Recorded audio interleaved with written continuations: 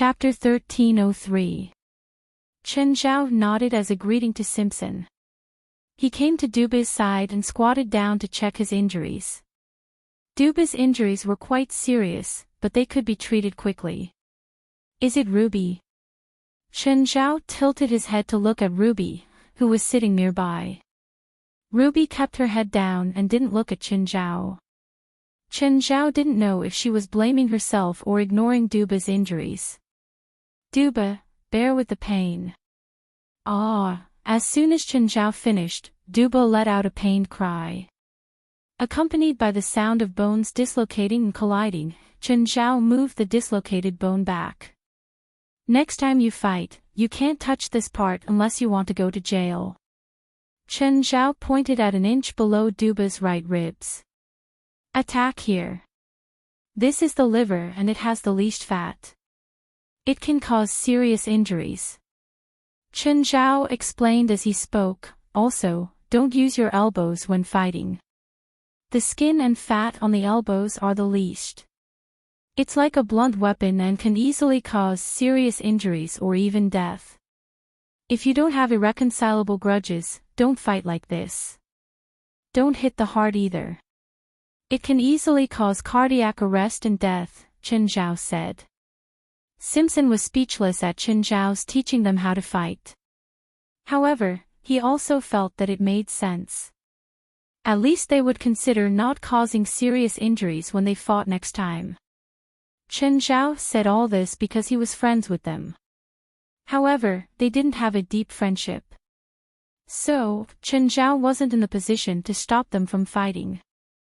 Okay, Duba, Chen Zhao said. You need to rest for 3 days. Don't do any intense exercise for 3 days. Chen, thank you. How much? Forget it this time. Last time, Ruby and Kohler went to give a lesson to the players of my school's basketball club. Let's just treat this consultation fee as compensation. Chen Zhao packed his tools. Duba, this medicine is for internal consumption. Soak it in water every day. Duba propped himself up. His abdomen still hurt a bit, but it wasn't as painful as before. Duba, how are you? Simpson asked. I feel much better. It doesn't hurt as much anymore, Duba said. Chen, come be our HR team's doctor. Simpson looked at Chen Zhao. Chen Zhao smiled. How much can you give me? The team doctor needed to be with the HR team every time they competed. A few dozen matches in a season. According to Chen Zhao's current medical fees, the HR team would have to pay Chen Zhao millions of dollars. As for the HR team's current team doctor, his annual salary didn't exceed $100,000.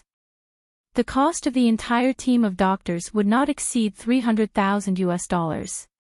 Don't even think about it. I'll only show you once or twice at most. It's impossible for me to follow the team. Chen Zhao packed up his toolbox and got up to leave. Simpson walked Chen Zhao to the door. Chen Zhao was only friends with them, so he didn't plan to mediate their conflict. He wasn't in the position to do so either. The next day, an uninvited guest came to Chen Zhao's house. Dell brought Faith over, and Faith started playing with Jerlin as soon as she arrived. Chen, Dell said. Master said that my magic has improved. He wants you to choose a suitable spell for me.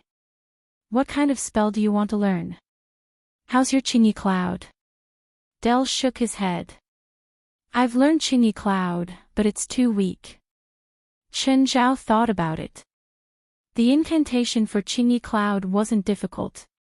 It was a basic spell of the Qingyi sect, but Qingyi Cloud's effects depended on the strength of the cultivator's magic. When Chen Zhao had learned Qingyi Cloud, he couldn't even block bullets. It was like covering his skin with a layer of rubber. And with Dell's current mana, he probably didn't even have 40 mana. He probably wouldn't even be able to cover his entire body with Green Robe's cloud. Master said that the Qingyi sect has many different spells. I'm suitable for a lightning spell. Lightning spell. Chen Zhao hadn't come across such spells before. Li Qing had let Chen Zhao take care of the Qingyi sex records not only because of their friendship, but also because Chen Zhao had the ability to protect them. If they were handed over to Dell for safekeeping, he wouldn't have the ability to protect them once Dell exposed the books in his hands and people with ill intentions coveted them. Chen Zhao took out the Qingyi sex records and let Dell flip through them. Look at it yourself. Tell me which one you like. Li Qing wanted Chen Zhao to teach Dell. If Dell learned it himself, he probably wouldn't be able to learn it in a long time. Dell flipped through the books and found a book called Dragonfly Skimming the Water. Chen Zhao hadn't learned this spell before, but it didn't mean he couldn't learn it now. The spell was really useless to Chen Zhao right now. It was really useless. To put it simply, it was just a Qigong spell. Chen Zhao could already fly in the air now. Why would he need Qigong? But to Dell, it was very suitable. Chen Zhao read it a few times and memorized the incantation. After going through it in his head, he'd more or less learned it. It was like a university professor reading a primary school textbook, even if he hadn't read it before. But with a university professor's comprehension, it was impossible for him not to understand the contents of a primary school textbook. But to Chen Zhao, Dell was a primary school student. No, a kindergarten student. I'll demonstrate. Watch. Dell put down the book at once and looked at Chen Zhao. Chen Zhao walked to the lakeside and used the incantation. He leaped 4 or 5 meters into the air, spread his arms, and glided forward for more than 20 meters. Dell's eyes glowed. To him, this action was too graceful, like something out of a movie. Chen Zhao tapped on the surface of the water again. Then he leaped and glided for another 20 meters. After circling the lake, Chen Zhao returned to Dell. Do you want to try? The key is the water, but with your current magic, it's probably too difficult. You can try on land first. No, I want water. Dell looked at Chen Zhao stubbornly. Alright, you can give it a try. Dell took a few steps back, then sprinted towards the lake. But the moment his toes touched the surface of the lake, his whole body sank into the water. Wow, Dell spat out some water. Why didn't it light up? I don't believe it. Let me try again. Dad, you're so dumb. Faith saw Dell's actions. I learned it all. Chapter 1304. Dell's eyes widened. Chen Zhao also looked at Faith in surprise. However, Fisher fell into the water after using it once and couldn't sustain the mana consumption for a second time. Little Jerlin watched from the side. She tilted her head in confusion. Chen Zhao had to admit that Faith's talent surprised him. After all, Faith didn't even know the incantation. Just from Chen Zhao's demonstration, she could use 70% of it. Chen Zhao looked at Faith and then at Dell. Dell's face was bright red. He climbed out of the water with his wet clothes. Faith was almost 2 years old. She was much taller than little Jerlin. Logically speaking, the two requirements to become a spiritualist were either the tribulation of life and death or a natural bloodline. But Faith was neither. She didn't have a natural bloodline or a tribulation of life and death, but she just had magic. Chen Zhao suspected that he'd used the pristine eyeball to replace Faith's original eyes, and the pristine eyeball had mutated, giving Faith magic. But normal people could only gain vision with the pristine eyeball. Only a special bloodline could make the pristine eyeball mutate. This meant that Faith probably had a special bloodline.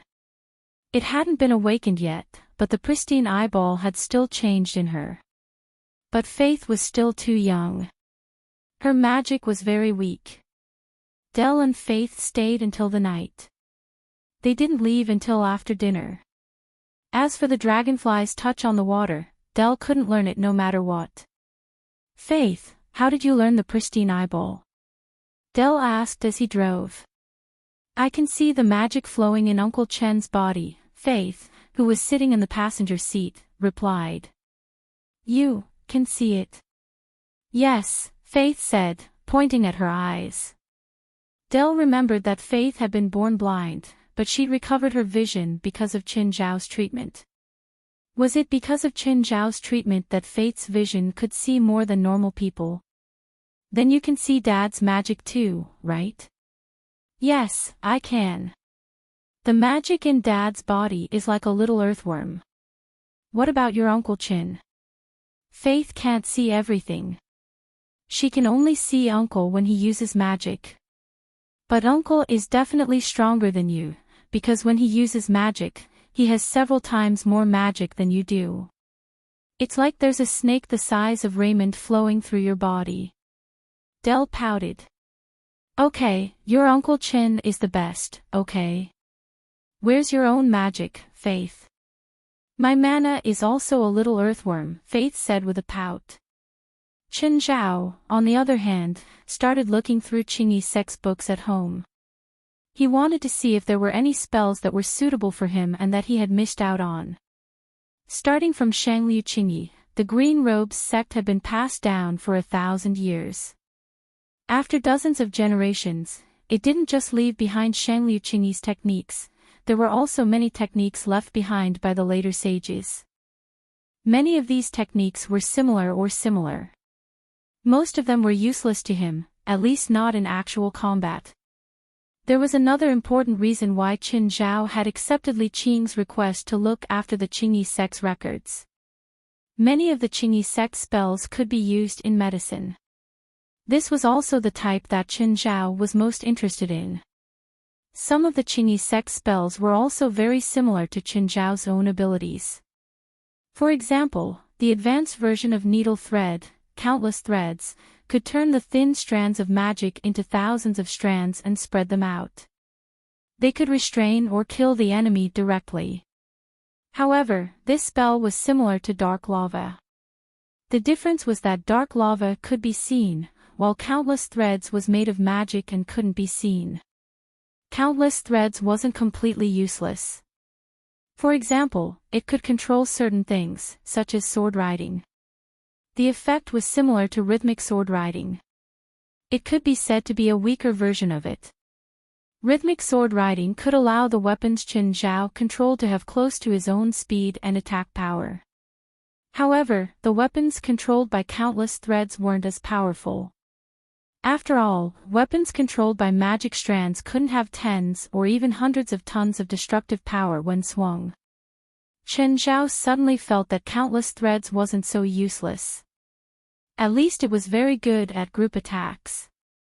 Qin Zhao felt that countless threads' control of weapons far exceeded rhythmic sword riding. If he controlled 1,000 swords and released them at the same time, he could indeed have a group attack effect. Moreover, what Qin Zhao lacked the most was group attacks. Qin Zhao entered the river map to find Old Turtle. Old Turtle, help me get 1,000 stone swords. Your rhythmic sword riding can control 1,000 stone swords. It's not rhythmic sword riding. I thought of another move. Qin Zhao told Old Turtle his idea. But this way, the power of a single sword will be far weaker than rhythmic sword riding. I know. This move isn't for a single powerful enemy. It's for a large number of enemies. Okay. Old Turtle made 1,000 stone swords for Qin Zhao. For Old Turtle, it was a piece of cake. Soon, 1,000 stone swords were placed before Qin Zhao. Qin Zhao started using countless threads. Magic strands wrapped around the swords and lifted them. But some swords were lifted and some fell. It was too difficult to lift 1,000 stone swords neatly, let alone control them to attack the enemy. Qin Zhao tried again. It was the same situation. Qin Zhao's control was far from being able to control 1,000 stone swords at the same time. After dozens of attempts, Chen Zhao finally lifted 1,000 stone swords at the same time, but the effect wasn't good. The 1,000 stone swords collided with each other. Before they even attacked, they started fighting each other. Old Turtle looked at Chen Zhao with interest. He didn't give any advice. To Old Turtle, Chen Zhao was like a kid in kindergarten. Chen Zhao wasn't discouraged. He just had this idea. For Chen Zhao, he couldn't use any spell right away. It was just a concept, an immature concept. A spell that matched one's abilities had to be tried dozens, hundreds, or even thousands of times. He was constantly improving, and at the same time, he was constantly in the process of familiarizing himself with it. Chen Zhao didn't expect to succeed in a few tries. Chen Zhao planned to get used to lifting 1,000 stone swords with countless threads first. The rest would come later. Lift, put down, Chen Zhao kept practicing these two movements. If 10 wasn't enough, he would do 100. If 100 wasn't enough, he would do 1,000. If 1,000 wasn't enough, he would do 10,000. Chapter 1305. Compared to the demon god canon or spell return to 1. Connections was much more difficult than the first two. Of course, this spell couldn't be called innumerable threads. It should be regarded as an advanced version of innumerable threads. Chen Zhao hadn't thought of a name yet. He would only consider giving it a new name after he completed it. He hadn't succeeded yet. It was just a prototype. To lift 1,000 stone swords at the same time, Chen Zhao tried 50 times. Then he tried 500 times to make 1,000 stone swords float in the air at the same time without interfering with each other. Then he had to control 1,000 stone swords to attack. However, it was even more difficult to control 1,000 stone swords to attack. 10 times, 100 times, 1,000 times, it was too difficult.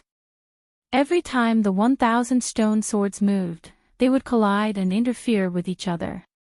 Chen Zhao, why don't you reduce the number of stone swords? It'll be much easier. That's boring, Chen Zhao said. If I reduce the number of swords, my ideal group attack effect will be greatly reduced. If it couldn't achieve the group attack effect Chen Zhao wanted, the spell would be useless. Old Turtle didn't try to persuade him anymore. Chen Zhao continued practicing the new spell. Again, he repeated the same process again and again. In the next few days, Chen Zhao went in and out of the river map. Every time, he would stay in the river map for more than 10 days. This was the spell that Chen Zhao practiced the most. Chen Zhao didn't know how many times he'd practiced it, but he still hadn't succeeded. He still couldn't make all the stone swords point in the same direction. To achieve his goal, he needed the stone swords to attack more widely and move more complicated. Chen, I think we should consider the feng shui of our new home. Fei Lai looked at Chen Zhao seriously. Darling, the project is almost finished. It's not suitable to change it, Chen Zhao said perfunctorily. No need. We just need to make some adjustments. For example, our original plan was to plant a row of palm trees. Now, we'll plant 2 rows of crepe myrtle. What crepe myrtle? Chen Zhao was confused. As a Chinese, you don't know about crepe myrtle. Chen Zhao was helpless. He wasn't a botanist. Chen Zhao only knew about the ziwei from Return of the Pearl. He didn't know about such a plant. Crepe myrtle is also known as purple gold flower and purple orchid. In China, crepe myrtle is also known as mantang red. It is an extremely expensive flower, meaning that wealth and honor fill the house. In feng shui shuo, crepe myrtle is also known as family court crepe myrtle, which means wealth and honor fill the house. Alright, you decide. In terms of feng shui, Chen Zhao really couldn't win against Fei Lai. Originally, we planned to plant redwood trees on both sides of the road leading to the villa. Now, we'll change it to a grassland and plant an oak tree on the left. It's best if it's an adult oak tree, at least 100 years old. So, it's best to find a 100-year-old oak tree now and transplant it to our new home. What's the meaning of the oak tree? In America, the oak tree is the national tree. In the East, it's also a symbol of good luck. In ancient times, the oak tree was the main beam of a palace. It has to be more than 100 years old to bear the main beam of a palace. The wood is sturdy and heavy. The big ones can be the main beam, while the small ones can be the firewood. The beam bears the weight of the world and bears the weight of the world. The firewood burns the light and illuminates the air. The oak tree is majestic and bears the burden of a pillar. Chen Zhao was stunned by Fei Lai's words. He knew that Fei Lai's Chinese had improved by leaps and bounds during this time. However, he didn't expect Fei Lai's Chinese to have reached this level. Anyway, Chen Zhao was speechless from her words. Then I'll go and see if there's a suitable oak tree to transplant. There were quite a few oak trees in the forest around Mirror Lake, but they weren't old. The oldest was probably only 20 years old. Plant a few more pomegranate trees. Pomegranate trees have the meaning of having more children and blessings in both the East and West. Okay, I'll do as you say. In a classroom at the University of Los Angeles, the lecturer was lecturing non-stop on the podium. At this moment, a soldier in military uniform came to the classroom and knocked on the door. Sir, I'm sorry to interrupt your class, but we need 2 students to cooperate with us. Soldier, this is a university. Are you going to arrest my students? The lecturer asked with a frown. No, I'm not arresting you. In America, soldiers didn't have the right to arrest people. The officer held 2 photos in his hands. Ms. Li, Ms. Westana, can you come with me? Li Mu and Westana glanced at each other, surprised. They vaguely remembered this officer. They seemed to have seen him before. It was in Alaska's Toda snowy mountains. When the military had been in control, the 2 had been left in that area. Just then, the lecturer said, Li, Westana, you have the right to refuse. The 2 stood up. Li Mu said, Sir, we're fine. We know this colonel. Li Mu and Westana walked out of the classroom. Li Mu asked, Colonel, we meet again. How can I help you? Ms. Li, Ms. Westana, since we've met before, I won't beat around the bush. The military needs 2 professionals to join our team. You mean, you want us to join the army? The 2 were surprised. They were obviously not qualified soldiers. They really didn't understand why the colonel wanted them. Not to join the army, but to be a military doctor, the colonel said. We're still students. Yes, I know, but I think you can be trusted. After you left last time, you didn't leak any military secrets. In fact, after the 2 were allowed to leave, the military had been closely monitoring their movements to make sure they didn't leak any military secrets. Did we come across any military secrets last time? Maybe not. Anyway, your performance is trustworthy. That's why I'm looking for you again, the colonel said. Then what can we get? Freedom. You won't be restricted by your studies. At the same time, I can guarantee that you'll get a degree. Also, you'll receive great benefits while you're enlisted. Of course, we'll also guarantee your safety. Will this mission be dangerous? There's a certain degree of danger. Of course, your mission isn't to take risks, but to treat injured soldiers. Li Mu and Westana's eyes lit up. They were both very active and adventurous girls. Are we going to the battlefield? Li Mu asked. No, it's in Alaska's Totus Snowy Mountains, the border with the United States, the colonel said.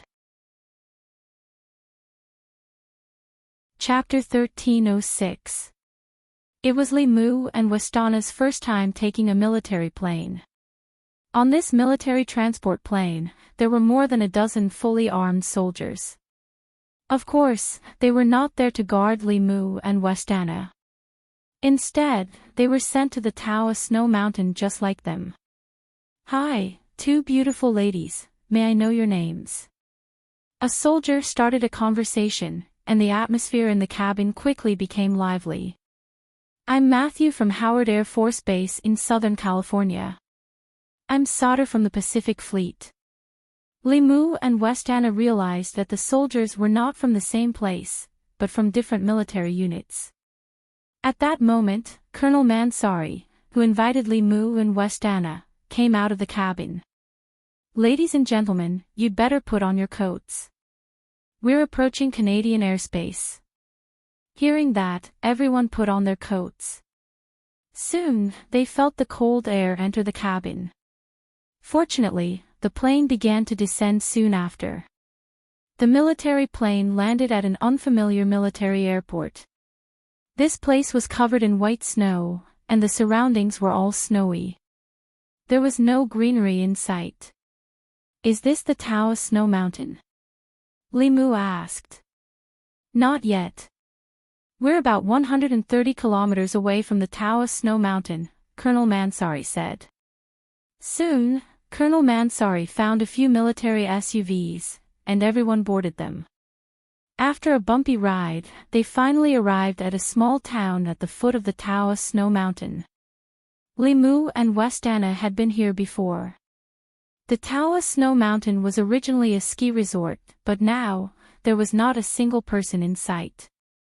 Even the town was empty. Li Mu and Westana looked at each other, surprised by the change in the place. The last time they came here, there were still many residents in the town. Why was there not a single person now? The car arrived at another base. Li Mu and Westana had been to this base before. They had been locked up here for a month. There were not many people in this base, and a few soldiers were familiar with them. After all, they had stayed here for a month. But after more than 3 months, looking at these soldiers now, they were a little dispirited. They did not have a good time here. Mansari assigned the new soldiers to their respective rooms, then said to Li Mu and Westana, "You will be here for 3 months, and these 3 months will be very boring. Mr. Colonel, you've said it before, and we're already mentally prepared. All right, your job is mainly to treat injured or sick patients." Mansari said, "Also, no one lives within a radius of 300 kilometers, so try not to go out, especially at night. Do not go out, got it?" "Of course. I remember that there were quite a few residents in this town." "Where are they now?" "It has been relocated." Mansari said, "Also, according to the weather report, there will be a snowstorm here tonight. I hope you won't catch a cold. In addition, no matter what you see or hear in the future, it will be a military secret and must not be leaked." Before the two women came, they had been warned many times not to leak anything they saw or heard. Just as Mansari said, at night, the wind began to howl outside.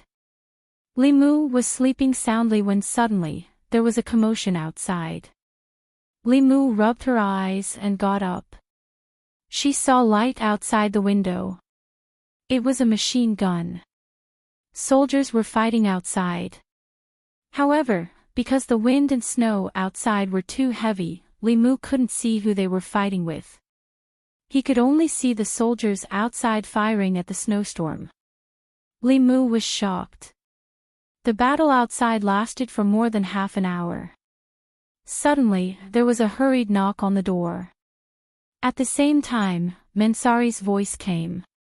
"Miss Li, open the door."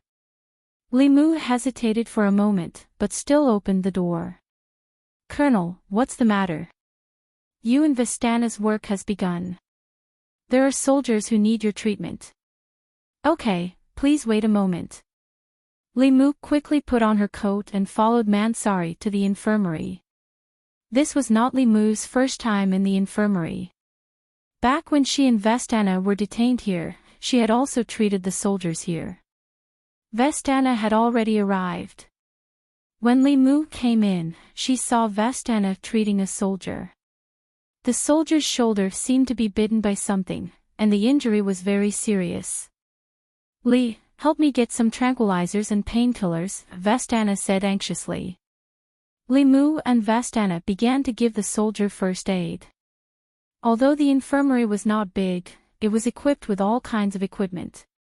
The two's academic performance was relatively average, but their practical ability was good. The first aid lasted for half an hour.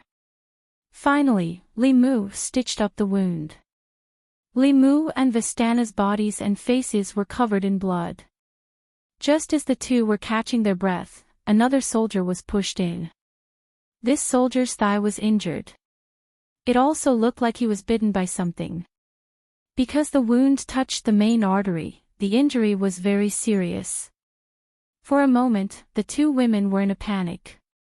The patient's body temperature is abnormal. Why is it so high? Is it inflammation? No, it can't be so fast.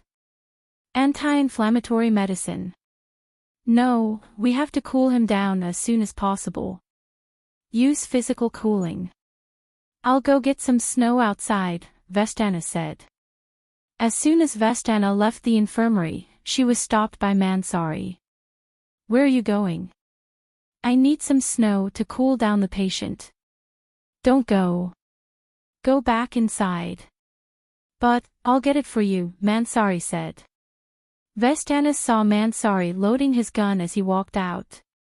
It did not look like he was going out, but more like he was going to the battlefield. After a few minutes, Mansari came back with a bucket of ice and snow. Vestana and Li Mu saw that when Mansari put his gun on the table, there was smoke on it. He seemed to have used it just now. After the two women's rescue, the soldier was out of danger. Then, Mansari handed the two women a gun each. What are you doing? Chapter 1307. The two women were shocked by Mansari's words. We're students and doctors here, not killers, Vestana said angrily. So, if you can't do it, you can inform us, Mansari said. Why? Mansari did not say anything in the face of the two women's interrogation. Since we're already here, can't you just tell us the truth? You called us here because you trust us, right? It's not because I trust you, Mansari said calmly. It's because you're easier to control. The two women were obviously displeased by his words. I hope you can come and leave safely within 3 months. Maybe we will evacuate in less than 3 months. Before that, you'd better stay in this base and don't leave. 3 months later, I'll ask the military to change your files and information, and you'll get a generous bonus. If anything happens to you, all your records will disappear, and your corpses may not even return to your family. So please remember my advice and don't leave the headquarters. There's also the first aid rule. If your body temperature exceeds 42 degrees Celsius and it doesn't drop in 15 minutes, shoot the wounded. What if it's you? Same. The sound of gunfire outside continued until dawn before it stopped. Vestana and Li Mu dragged their weary bodies and laid down on the bed again. At noon, they were woken up by the roar outside. It wasn't the sound of fighting, but trucks. A large number of supplies and ammunition were being transported to the base. The base felt like a fortress. 10 new soldiers arrived at the same time. Li, don't you think it's strange here? Are you talking about the 2 injured soldiers? Li Mu looked at Vestana. They were both bitten. The wounds are very deep. The creature that bit them has incredible strength, and their wounds will quickly cause their bodies to heat up. Usually, if the wound was infected and caused inflammation, the disease would only take place after 12 hours. However, the soldier who was injured last night showed symptoms of high temperature in just 10 minutes. His body temperature was over 40 degrees. This kind of temperature was very scary. It was hard to reach such a high temperature for normal diseases. What puzzled them the most was Colonel Mansari's request. If the patient's body temperature reached 42 degrees Celsius and did not cool down within 15 minutes, they would shoot the patient. The knowledge they had learned in school had never taught them this rule. This was absolutely contrary to their medical knowledge and morals. Tell me, what kind of creature could cause such a wound? There should be North American gray wolves and brown bears living nearby. Brown bears don't live in packs. Only North American gray wolves live in packs. The intense gunfight last night could only have been a battle with a pack species. A single individual couldn't have caused such a serious exchange of fire. Moose said, it could have been a large wolf pack. A large wolf pack. How big do you think it is? In the world, North America has the largest number of wolves. However, the largest population was found in the grasslands of Inner Mongolia in Asia in 1976. A population of 180 wolves was found. Is there really such a large wolf pack? Vestana asked in surprise. However, in modern society, it is impossible for a wolf pack to reach such a scale. This has to do with their range of activities. They have their own territory, and the amount of food in their territory determines the size of their pack. If there is a large herd of deer in their territory, then the number of wolves will increase, and vice versa. Asian wolves mainly live in grasslands or deserts, and the number of wolf packs on the grasslands is also the largest. This is because the number of bison, sheep, and wild horses on the grasslands is large enough to support their food needs. However, it is very difficult to find such a super wolf pack in recent times.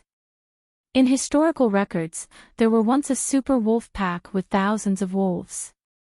Then do you think there are wolves outside the base? Maybe. That's the most likely possibility, Moose said. But if it's a wolf pack, it shouldn't be a secret, right? How would I know?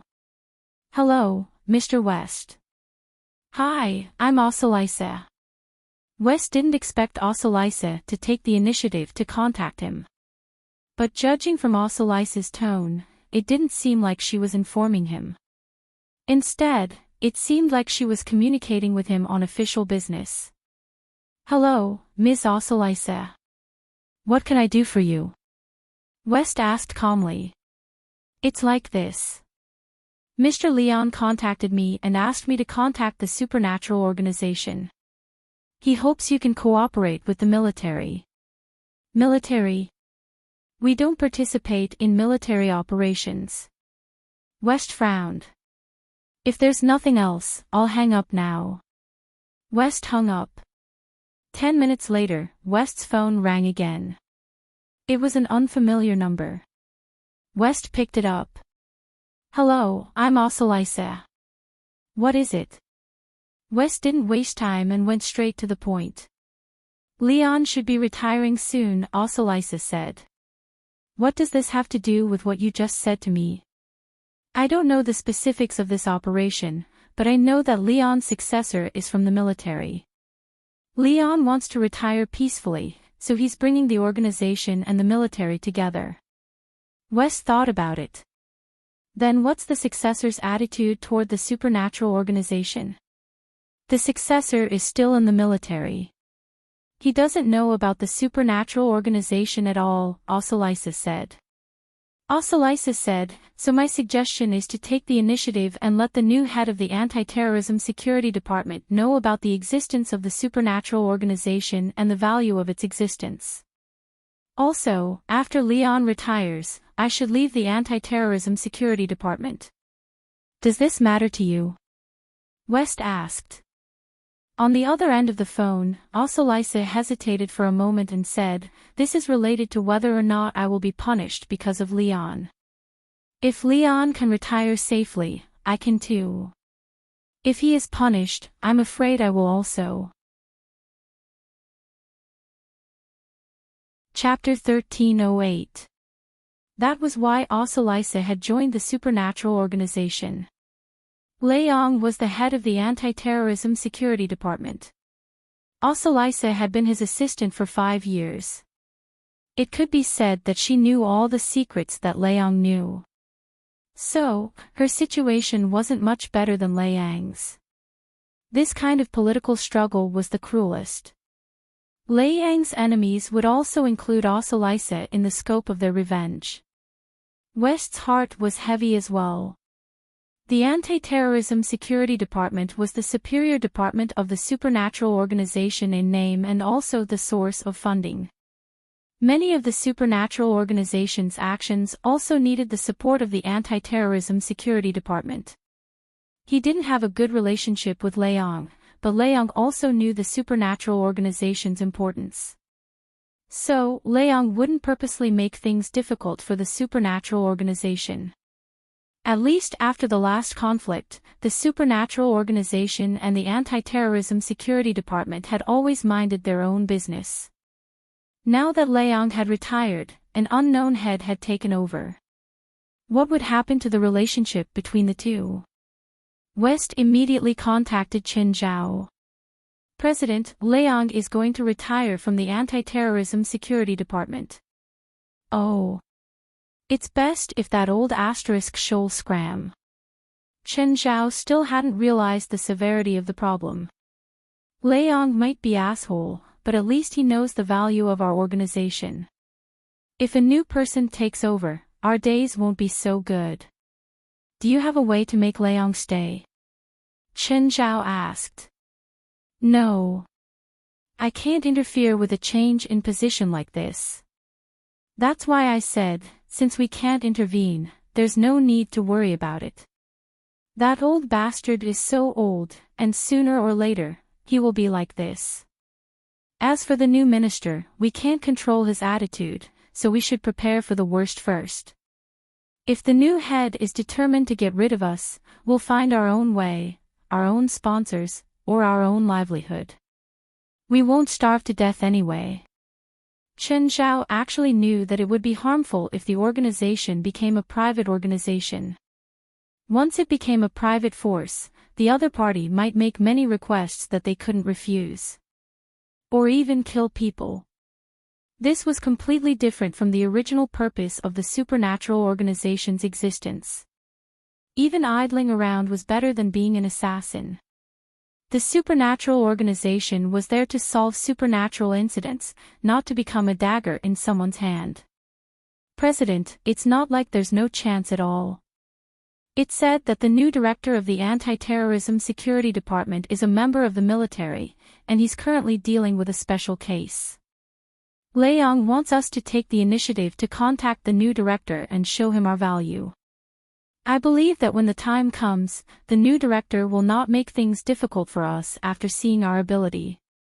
Chen Zhao thought for a moment. Although this was a little like flattering the new leader, Chen Zhao still felt that it was a good idea. However, it wasn't impossible to reduce some trouble for this. Sure, Chen Zhao said. You'll be in charge this time. Contact them and express our goodwill and abilities. If the new minister is willing, we'll help him solve his problem. Mansari answered the phone with a frown on his face. Are you saying that the Anti-Terrorism Security Department's subordinate department is willing to help solve the problem here? Yes, Colonel Mansari. They also want to use this opportunity to show off their abilities, Leon said. Mansari knew that he would soon be heading to the Counterterrorism Security Department. However, he still knew nothing about it. He only knew that it was a department that mainly dealt with terrorists. But for now, he still didn't know some secrets of the department. He would only know after he was appointed. Mansari frowned. He could more or less understand the other party's intentions. He just wanted to show his value in front of the new leader. However, Mansari was very disdainful of such things. Would a capable department need to do something like this to please their superiors? What's this department called? Supernatural Organization. They specialize in dealing with unconventional incidents, Leon said. Mansari's frown deepened. What kind of messy organization is this? Are they a bunch of charlatans? Colonel Mansari, don't forget that the incident you're facing right now is a supernatural incident. Isn't that? Mansari paused. His tone suddenly turned cold. Do you know what I'm dealing with right now? Colonel Mansari, don't forget that I'm still the director of the Counterterrorism Security Department. As far as I know, this incident here is a secret organization conducting human experiments. Then, it went out of control and caused the test subjects to riot. Ha! Colonel Mansari, it seems like you don't know much. Leon's tone was somewhat disdainful. Totus Snow Mountain has always been a dangerous area. Similar incidents have happened in the past few decades. There have been many records of lockdowns, but the situation in the past 2 years has been more serious. It's not a lab that went out of control. It's a pure supernatural incident. The Counterterrorism Security Department has long recorded it. So, the supernatural organization has the ability to deal with this incident. Whether they have the ability or not, why don't you meet them first? If you feel that they don't have the ability, just reject them. It won't do you any harm anyway. I don't have time. You can ask them to send someone to talk to you. Sure. Ask them to be experienced. Leon hung up and pouted. This person from the military really didn't know how to interact with others. His tone was so harsh. It was really uncomfortable. After Mansari hung up the phone with Leon, he picked up the phone and dialed another number. He realized that he'd been kept in the dark. He'd been dealing with this incident for so long, but he didn't know the truth at all. He didn't even know as much as an outsider. This made Mansari very unhappy. Through his contacts in the military, Mansari found some inside information. Just as Leon said, the incident at Totus Snow Mountain last November wasn't the first time. In fact, in the past 50 years, Totus Snow Mountain had been locked down 9 times. Each time, they used avalanches as an excuse to lock down tourists who came to ski. But this time, it was the most serious. Even the residents of the town at the foot of the mountain had to move. However, Mansari's friends in the military couldn't find any more information. Chapter 1309. When Mansari came to the dining room, he saw Limu and Vestana sitting at the table. They had only been here for 4 days, but they were bored to death. They had been detained for a month last time, but at least they could play with their phones. But this time, even their phones were confiscated. Mansari took the food and walked to the 2 girls. Can I sit here? Do we have the right to object? You're our commander, Limu said unhappily. You sound like you're complaining. You don't trust us, Limu said straightforwardly. Since when do I not trust you? You confiscated our phones. Are you afraid we'll leak information? That's the rule, not mine. Mansari sat down. It's not just you. Every soldier here doesn't have a phone. In the entire base, there's only one phone to contact the outside world. Just then, a soldier ran in. Commander, there are 2 people outside. They say they're from a subordinate department of the Anti-Terrorism Security Department. Ha! That fast. Mansari stood up. Bring him to my office. Mansari stood up and went to the office. He saw a man at the door. He wasn't a soldier.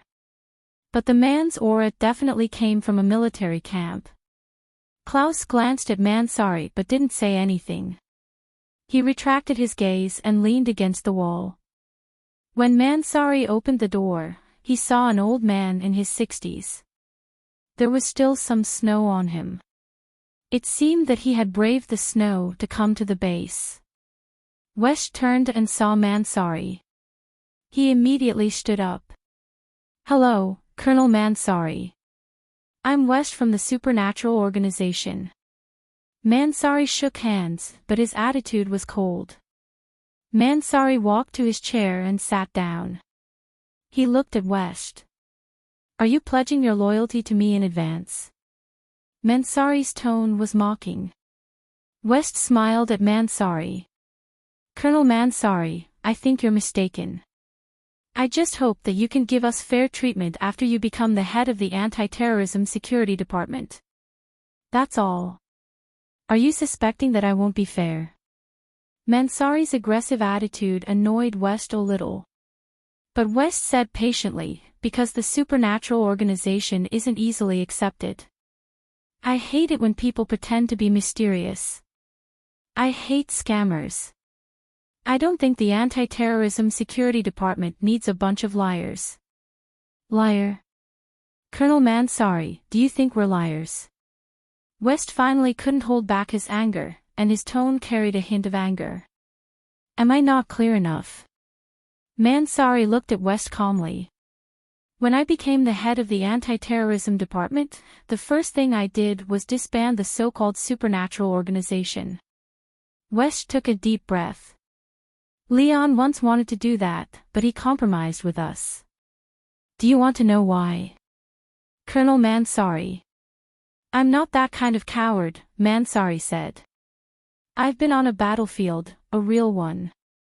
You can deny us, but you have no right to disband us. Leon doesn't have that right, and neither do you. Our president once made Leon lower his proud head. I'm telling you now, you'll regret it. You'll lower your head to us, I promise." West stood up and slammed his hands on Mansari's desk.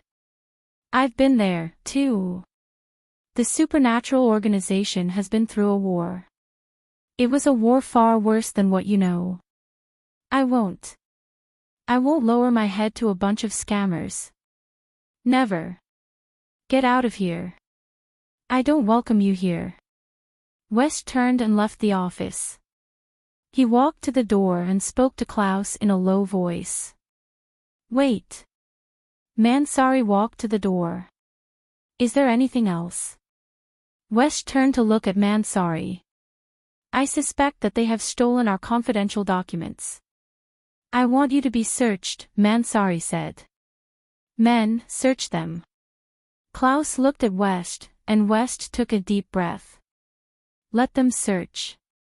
Two soldiers came over and began a full-body examination of West and Klaus.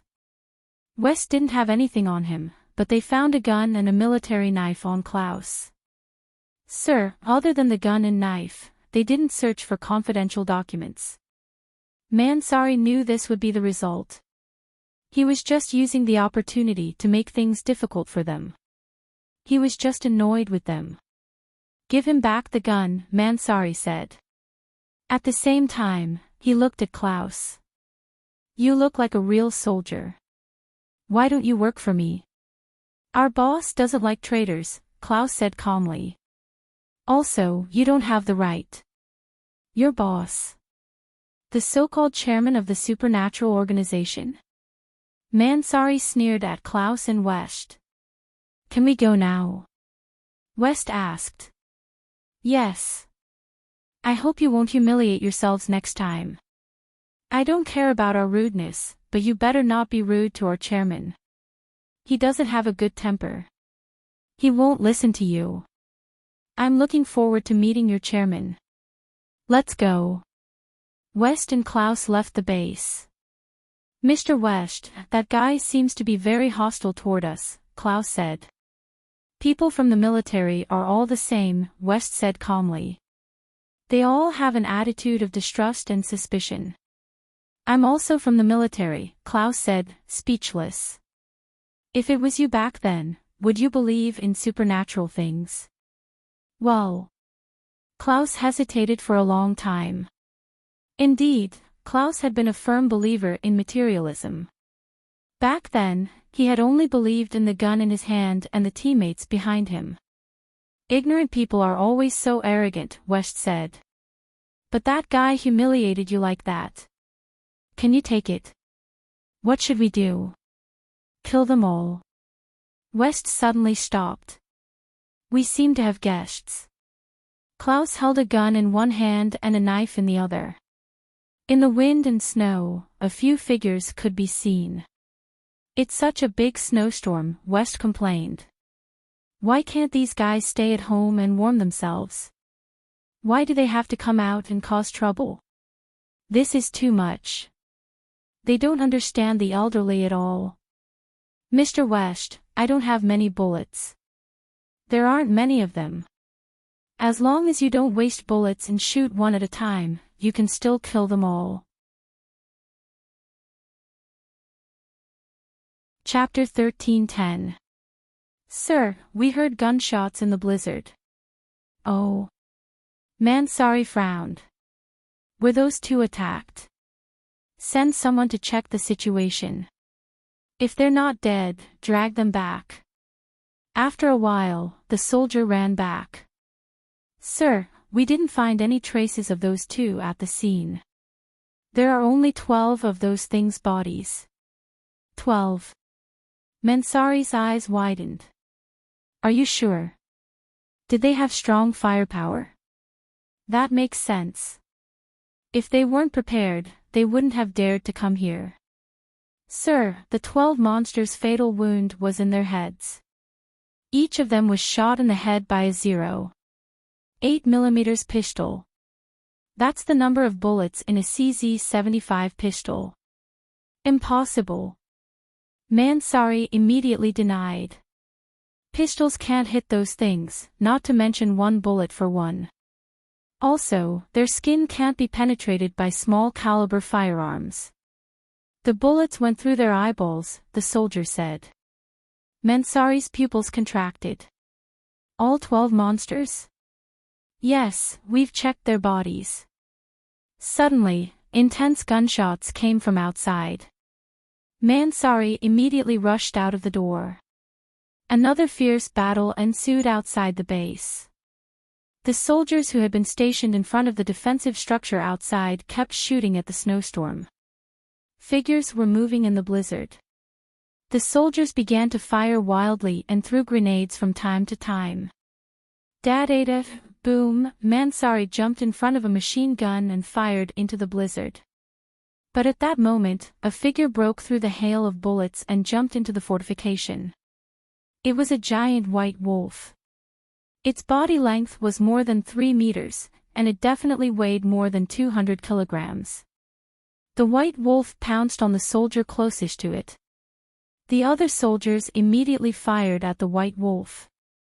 The white wolf's body was covered in blood, but it didn't fall. It continued to bite the soldier below it. Boom, the soldier pulled the grenade, and with a loud bang, the white wolf was sent flying. The soldier was also killed. Mansari's expression didn't look too good. But the battle continued, and he didn't have time to mourn the dead soldier. At that moment, the base's door opened. Limu and Vastana heard the commotion and came out to check on the situation. However, when he saw the corpse of the giant white wolf on the ground, he was shocked. What are you doing out here? Go back inside. At this time, the battle was very fierce. The sound of wind and snow mixed with the sound of gunfire. Suddenly, a snow-white figure broke through the blockade and charged in. This white figure wasn't a wolf, or more accurately, it wasn't completely a wolf. He was a size smaller than the white wolf he had killed earlier. He was about 2 meters tall, and he was standing upright. A word popped up in Limu and Vistana's minds: werewolves. The werewolves were too fast. Even at close range, it was difficult to hit them. Moreover, the werewolf would only stagger a few steps after being hit. It wouldn't cause any fatal damage. Mansari's reaction was extremely fast. She raised the shotgun beside her and locked onto the werewolf's head. Bang! The werewolf's head was blasted open and immediately fell to the ground in a bloody mess. However, the werewolf was not completely dead. Mansari fired another shot at the werewolf. The battle lasted for half an hour. Limu and Vestana watched as the soldiers dragged the dead soldier's body inside and cleaned up the battlefield. Other than the white wolf and the werewolf that had charged into the blockade, there were also a few white wolf corpses outside the blockade. Mr. Mansari, can you tell us what's going on? Since you already saw it, why bother asking? Mansari's expression was not good. After all, a soldier had just been killed. We are facing a pack of werewolves. The legendary werewolves. Is that so? Yes. Mansari nodded. I remember the first time you came to Tota Snow Mountain. It was the day of the incident. A tourist was bitten. The townspeople wanted to cover it up, but the doctor from the clinic was an outsider, and the incident was exposed. Wait. Why did the townspeople want to cover it up? Are they afraid that it will affect the tourist income? No, the townspeople are all descendants of werewolves. They have always been in contact with the werewolves in the Snow Mountain. Because of that incident, the military finally noticed it, Mansari said. Why didn't the military exterminate the werewolves? Can't they do it? At this moment, a soldier hurriedly ran in. Sir, outside, outside. What's going on outside? There's an old man outside. He said he's the representative of the werewolves. He wants to negotiate with you. Mansari rushed out of the base and saw an old man standing at the gate. The soldiers around him were all pointing their guns at the old man. Limu and Vestana followed him out and looked at the situation outside. Mansari stared at the old man. You are a werewolf. We call ourselves the Belvos, the old man said. What do you want to talk to me about? Evacuate, the old man said. Mansari smiled. He did not have the right to order an evacuation. Even if he did, he would not leave. He was going to exterminate these werewolves and this so-called Belvov clan. Do you think that's possible? You humans have betrayed us. Your blockade this time was premeditated. You monsters attacked ordinary people first, Mansari said coldly. And you tried to cover up the truth, which caused the situation to escalate. No, you don't understand at all. The person who was bitten asked for it. He and that doctor, they are not ordinary people. They are Kunkka sect disciples. They wanted to use the military to kill us, the Belvos, Xiao Yu said. I don't care if you're a Kunkka sect disciple, and I don't care what grudges you have. My duty is to lock down this place and kill all the creatures that appear in my sight. You only have two choices now. Either we kill you all, or you surrender. Chapter 13:11. Take him away and lock him in our cell, Mansari said. Let him stay with the corpses of his bastards. Watch him. If he dares to do anything strange, kill him.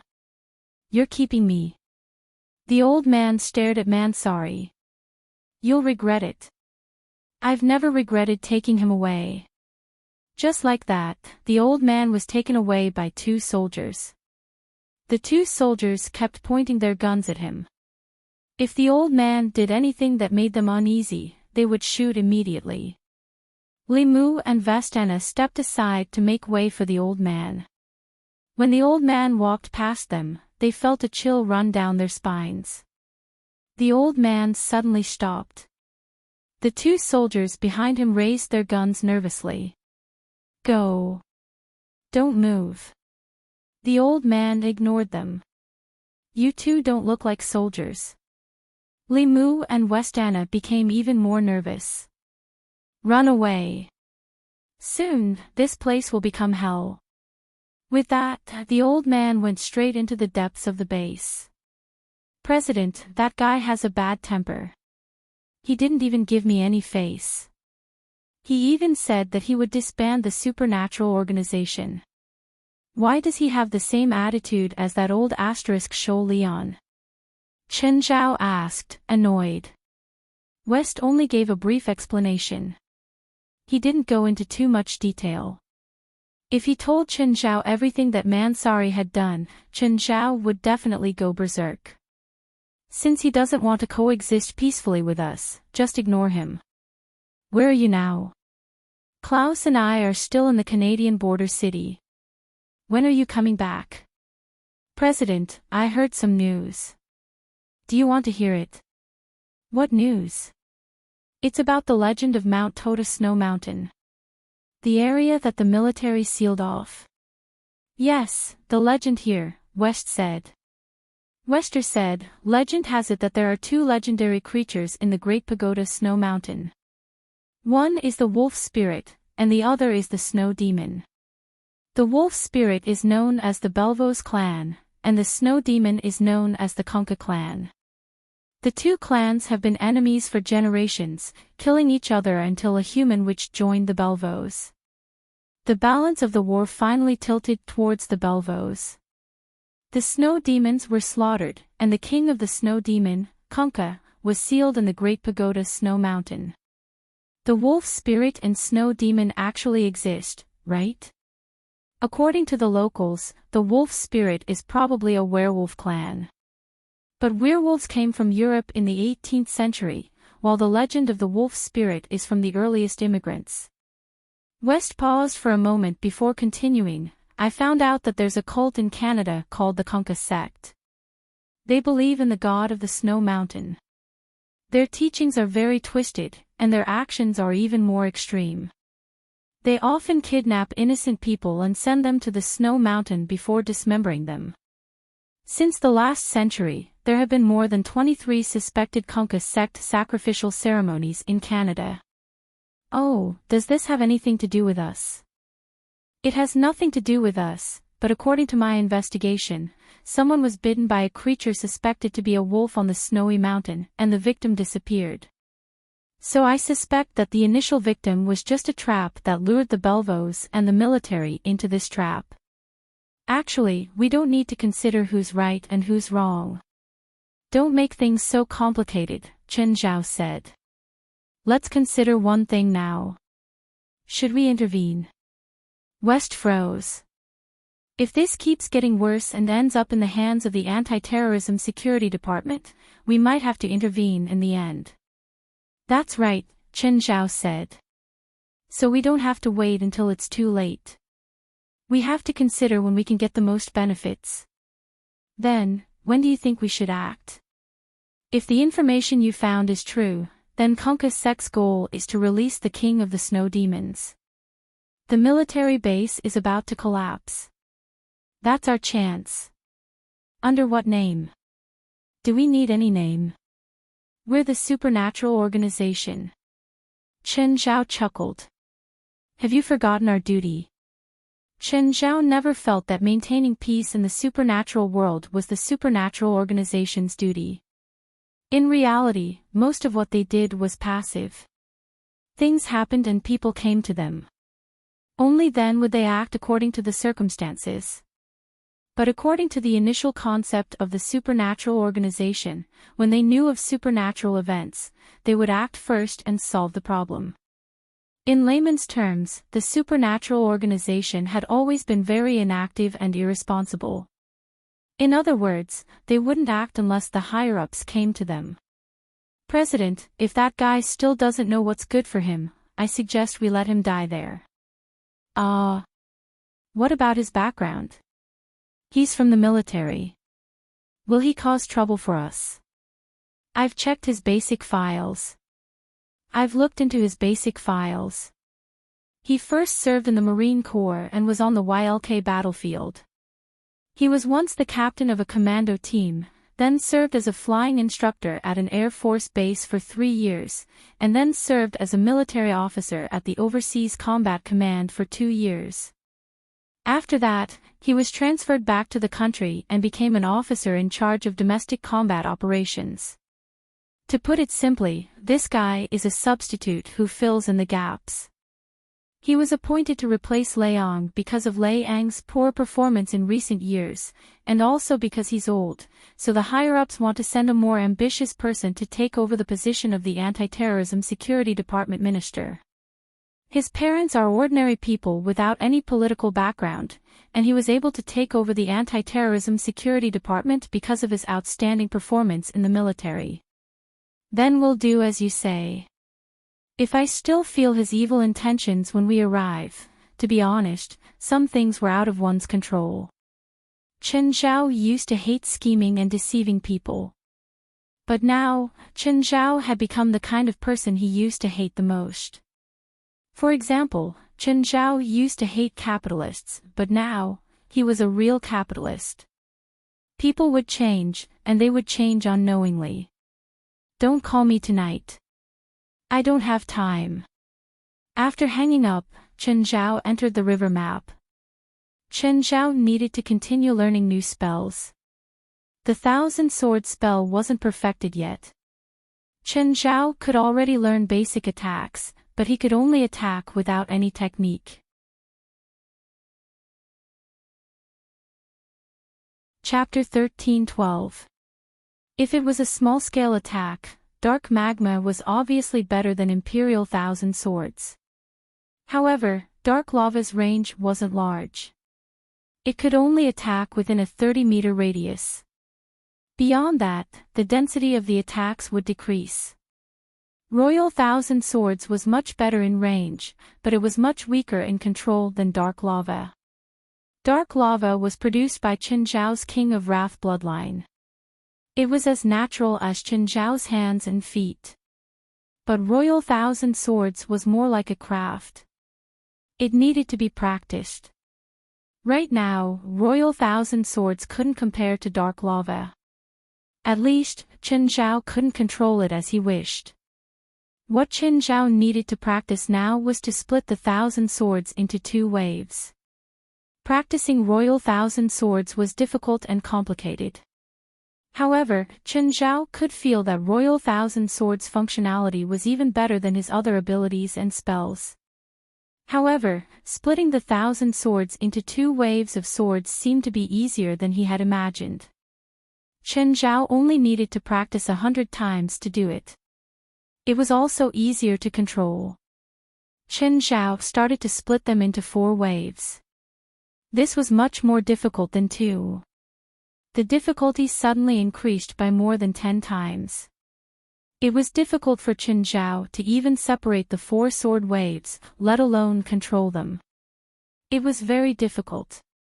It might have something to do with human habits. He was used to using both arms, so it was easy for him to split the 2 waves of swords. But he couldn't grasp the point of the 4 waves. Chen Zhao still used the old method, which was the stupidest method. He had to practice tirelessly, correct, and try again and again. Humans had muscle memory, but they also had magic memory. There was no such thing as never being able to learn. As long as it was within his abilities and he practiced enough, he would eventually learn. Chen Zhao practiced almost 10,000 times. Now, he could barely split them into 4 waves, but he still couldn't attack. When Chen Zhao came out of the river map, it was already late at night. Fei Lai was already asleep. Chen Zhao sat in the middle of Mirror Lake and meditated. This was when Cerberus and Little Nine were the most active. But Little Nine was already very big now. Its growth was completely unlimited. Its body was over 30 meters long, and each head was 80 centimeters in diameter. Its waist was even over 2 meters in diameter. Its appetite was even greater. Every time it ate, it would eat 9 cows. However, every time it ate, it would not eat or drink for several days. In terms of diet, they were similar to ordinary snakes. They ate a lot of food at once and needed time to digest it. Every time it was digested, it would grow a lot bigger. Luckily, Little Nine was not a picky eater, and would not insist on some expensive beef. In order to provide food for Little Nine, Chen Zhao raised 100 cows on a plain not far from Mirror Lake. Of course, they were all left to fend for themselves. There was no one to take care of them. But these hundreds of cows, it was estimated that in less than 2 months, they would be almost completely eaten by Little Nine. Chen Zhao thought about raising more cows. Based on Little Nine's growth rate, Chen Zhao had no doubt that Little Nine's appetite would triple in a year. Everyone, get ready. There will be a terrifying snowstorm tonight. Mansari looked at the howling snowstorm with a hint of worry in her eyes. Mansari looked at Li Mu and Vastana. Both of them were a little uneasy. They all felt that the situation was not good. They did not know if it was the old werewolf's warning. Not just them, but all the soldiers felt like they were facing a great enemy. Do you two know how to use machine guns? Mansari asked. All I have to do is pull the trigger, right? Vastana asked. Forget it. Mansari shook her head. Using a gun was not as simple as pulling the trigger. If they thought that they only needed to pull the trigger, they would only hurt themselves and their companions. Just then, a soldier ran in from outside. Sir, there are more than 10 people outside. More than 10 people? Are they the bastards' companions again? They did not say who they are, but they said they are willing to help us fight against those werewolves. Frowning, Mansari strode outside. When he walked outside, he saw more than 10 men and women. This alarmed him, because werewolves looked almost the same as humans before they changed. He could not help but suspect that these people were actually werewolves. Who are you people? An old man stood out from the group. He held a wooden cane in his hand, and his beard almost reached his abdomen. He looked like the sage from Lord of the Rings. We are the enemies of the Belvos, the old man said. Why should I believe you? Mansari looked at them cautiously. How do I know that you are not those bastards? We do not need to prove anything, the old man said. You just need to see what we can do. Then what can you do? The old man tapped the ground with his cane, and the snow around him suddenly rolled. All the soldiers and Mansari became alert as they looked at the strange scene. Then, an ice wall rose from the ground. The ice wall slowly rose, and the ice wall was covered with spikes. Everyone was dumbfounded, and their faces were filled with astonishment. What is going on? Mansari's expression became serious. How did you do it? Since you have seen werewolves before, are you surprised to see magic again? The old man looked at Mansari. Mansari's eyes were like lightning as he examined the dozen people behind the old man. They are like you. Yes, we have been enemies with the Belvos for generations. The meaning of our existence is to eradicate the Belvos. For some reason, he felt that these people were not as noble as they said. They had their own goals. Can your magic stop the blizzard? Mansari asked. To the soldiers in the base, the biggest enemy was not the werewolves, but the blizzard. The snowstorm affected them too much. Every time, the werewolves would attack during the blizzard. No, we do not have enough power to stop the blizzard. You can stay, but you cannot enter the base. Are you going to let us stand in the cold all day? The old man looked at Mansari. Can't you use magic to build ice walls? You can build your own ice castle. Also, you are not cold, right? Chapter 13:13. The wind howled in the darkness. In the blizzard, pairs of bloodthirsty and violent green eyes appeared. Inside the fortifications outside the base, the soldiers all saw those hostile eyes. Victory or defeat depends on this, children. For our mother, Kunkka. For our mother, Kunkka. Kunkka. Kunkka's followers roared and prepared for battle. Even though Kunkka's followers were scheming and far-sighted, leading the military and the Belvos into a trap step by step. But Kunkka's followers still didn't dare to underestimate their old enemy, the Belvos. They had an army, the Atavism Army. The Belvos were the largest werewolf clan in North America. They were also called the Snow Wolf Clan, and they were different from other werewolf clans. Like zombies, they could bite and infect ordinary humans, and then obtain new clan members. But these infected humans didn't turn into werewolves, but into the Atavism werewolves. They would turn into giant wolves. Their intelligence would degenerate, but their strength and speed were above ordinary people. They weren't afraid of death, and they were cruel and bloodthirsty. They were loyal to the Belvos. As long as it was an order from the Belvos, they would unswervingly carry it out. If Kunkka's followers relied on themselves, they couldn't defeat the Belvos. That was why they needed the military. The battle was about to begin. The sound of machine guns being loaded could be heard everywhere. The soldiers were also very nervous. The situation this time was even more urgent than last time. Mansari came in front of the Kunkka elder and asked solemnly, "Are you sure?" "No, but we will try our best to kill those bastards," the elder said. Mansari was satisfied. He didn't care what these people's intentions were. As long as they could help them fight, that was enough. Can't the military send reinforcements? Now that the Belvos are all gathered there, if we can bombard them now, it will definitely have an extraordinary effect, the Kunkka elder said with glowing eyes. Bomb.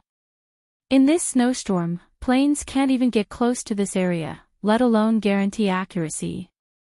The biggest possibility of a forced bombing is that the bomb will fall on our heads. The Kunkka elder looked disappointed and turned to the forest. There were more and more lights in the forest. The Belvos were gathering their army. Inside the fortifications of the base, there were 2 airborne machine guns, howitzers, various firearms, and a large amount of ammunition. Pitter-patter, the base was empty, but there were sounds that made people uneasy. "Lee, do you hear that? It seems to be coming from the dungeon." Since the day, when they knew the truth, they had been in a state of uneasiness.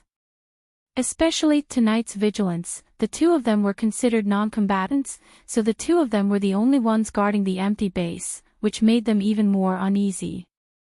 The entire base was so quiet that only the sound of water dripping could be heard. "Should we go to the dungeon to take a look?" "In the dungeon, is that old werewolf imprisoned there?" "Are we really going?" "I remember that there are 2 soldiers guarding it." "Nothing will happen." The 2 girls supported each other and carefully walked down the stairs. It sounded like something was chewing, and it did come from the depths of the dungeon. When they arrived at the dungeon, they saw 2 guards lying on the ground. But they were not dead, at least not yet. One of them had a severe bite wound on his neck, and the other had a bite wound on his abdomen. They kept twitching on the ground, moaning in pain.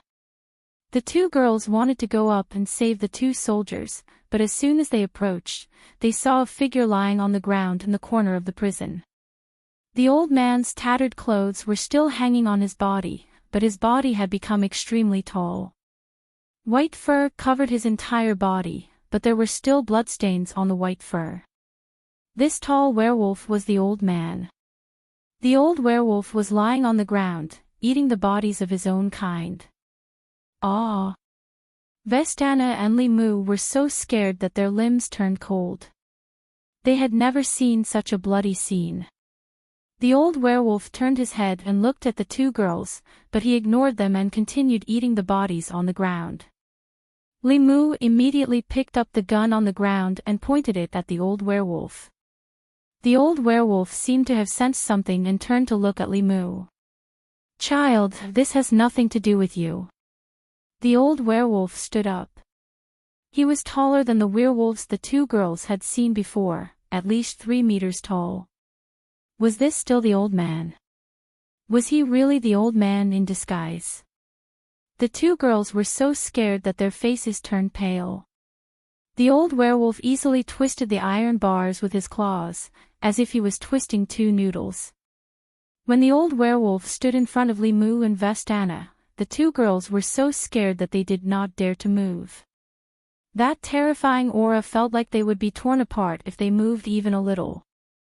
The old werewolf raised his claws lightly, picked up the machine gun in Limu's hand, and threw it far away. As long as you stay here obediently, you will not be harmed. This war has nothing to do with you, the old werewolf said.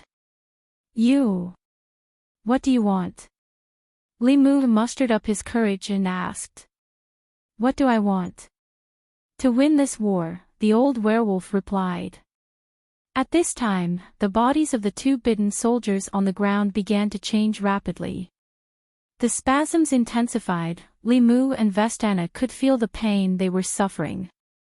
Finally, the first soldier's body began to transform from a human into a wolf. Then, the second soldier turned into a wolf. The two snow wolves that had just completed their transformation stared at Limu and Vestana like tigers watching their prey. Their eyes were filled with hunger. Go and eat what's inside, this war has nothing to do with them, the old werewolf ordered.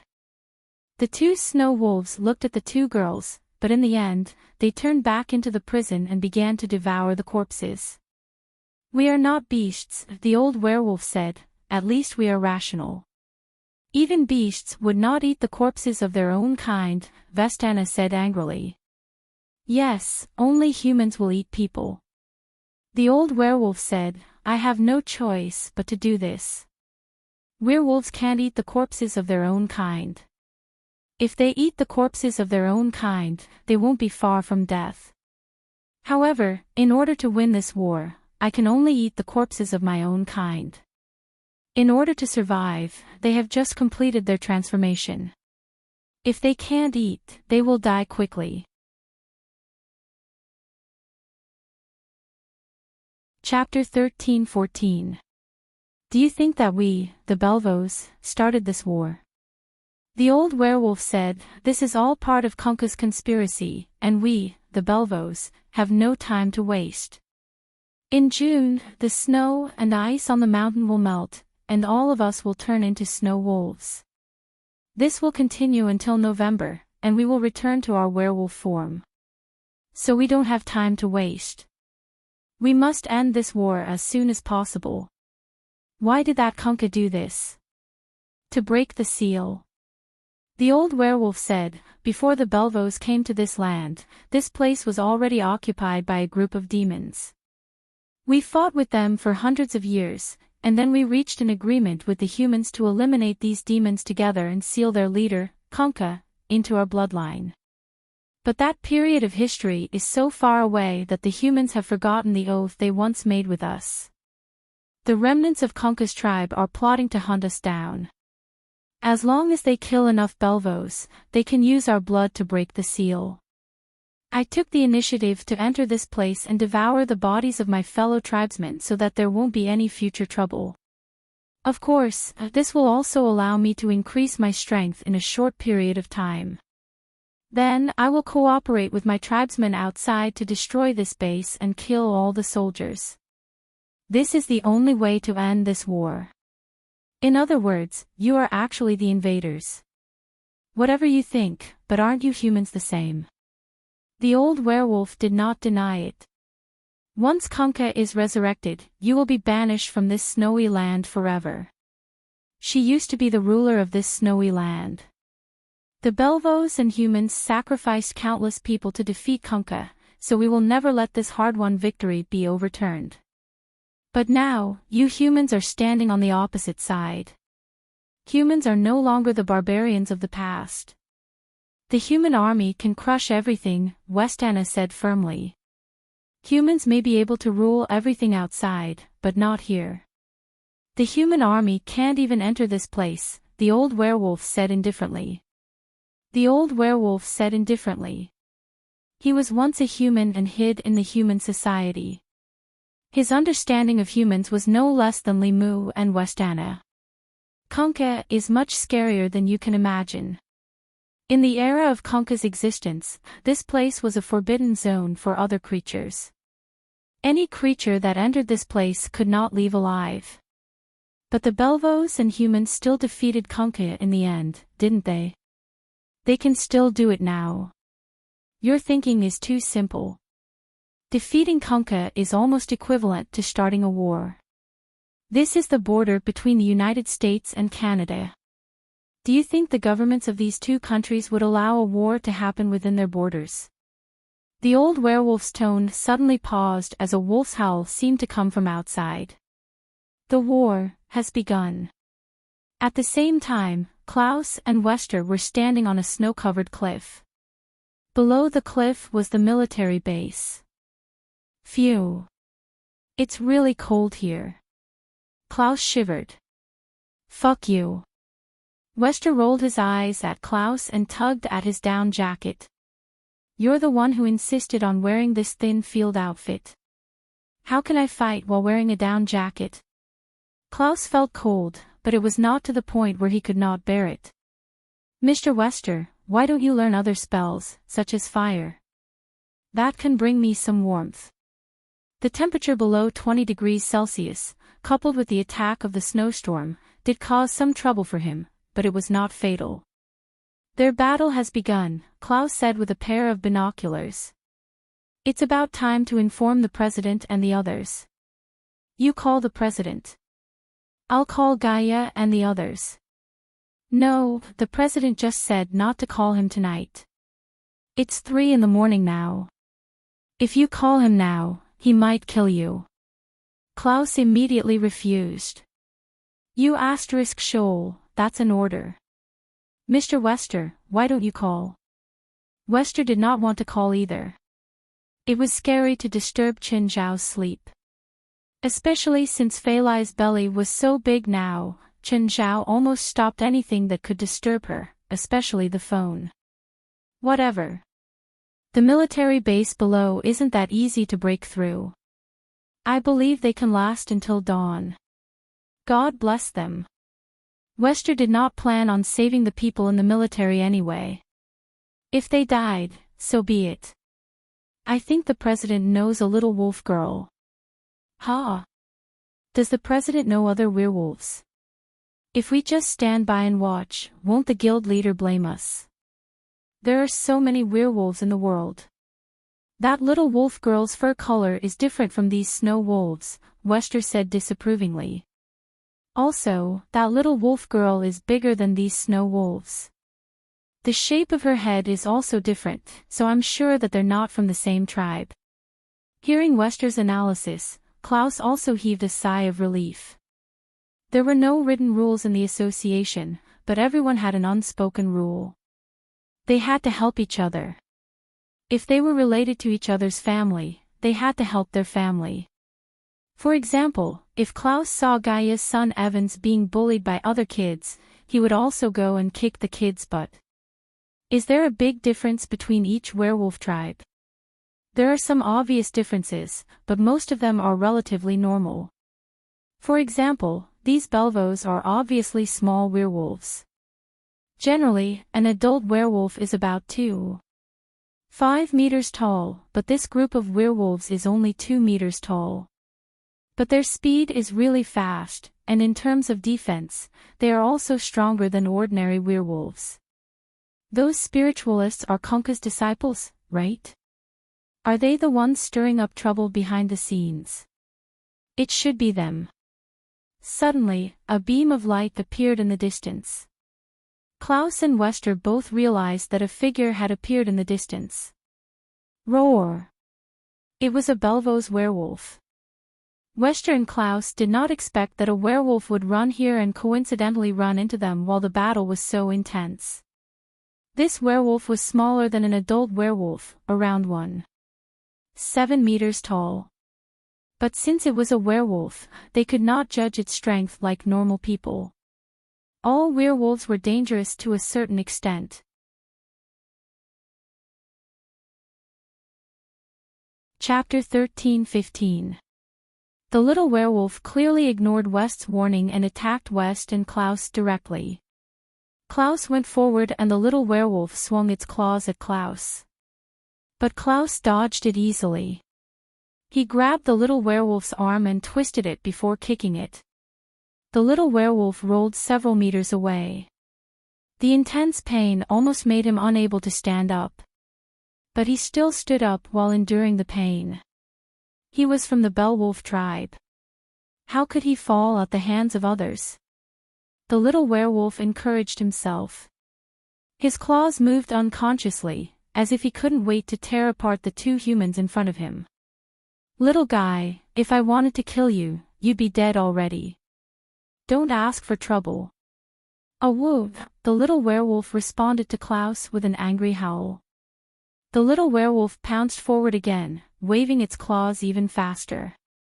But it still couldn't touch Klaus's body. It couldn't even touch the corner of his shirt. The little werewolf's attacks became more urgent. Klaus kicked the little werewolf's stomach again. The little werewolf rolled several meters away again. West was not interested in this child-bullying fight at all. That's right, it was bullying kids. Who was Klaus?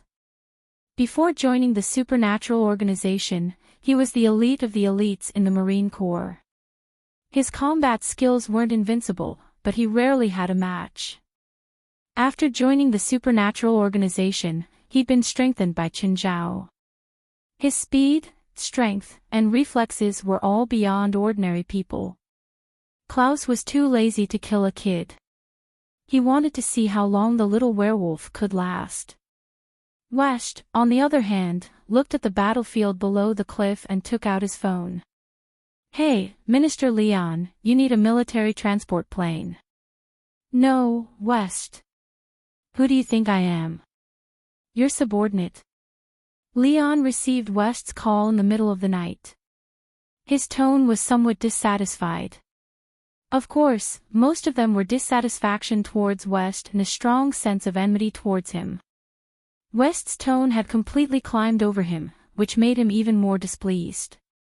Minister Leon, if you want to resign with dignity, you better do as I say. West didn't have any respect for Leon now. It could be said that Leon had abandoned his dignity. If he hadn't had a conflict with Qin Zhao back then, the supernatural organization would still be under his command. Leon was furious, but he couldn't do anything now. Because he was about to resign. If he had 2 more years, he might have a chance to slowly fight against West and the supernatural organization, but now he had less than half a year. If he went against the supernatural organization, he would be the one who would be hurt. Especially after he resigned, how would the supernatural organization retaliate against him? Just thinking about it made him shudder. To where? Canada, Tota's snowy mountains. There's no need to land. Our people can jump directly from the sky. Great Pagoda Snow Mountain.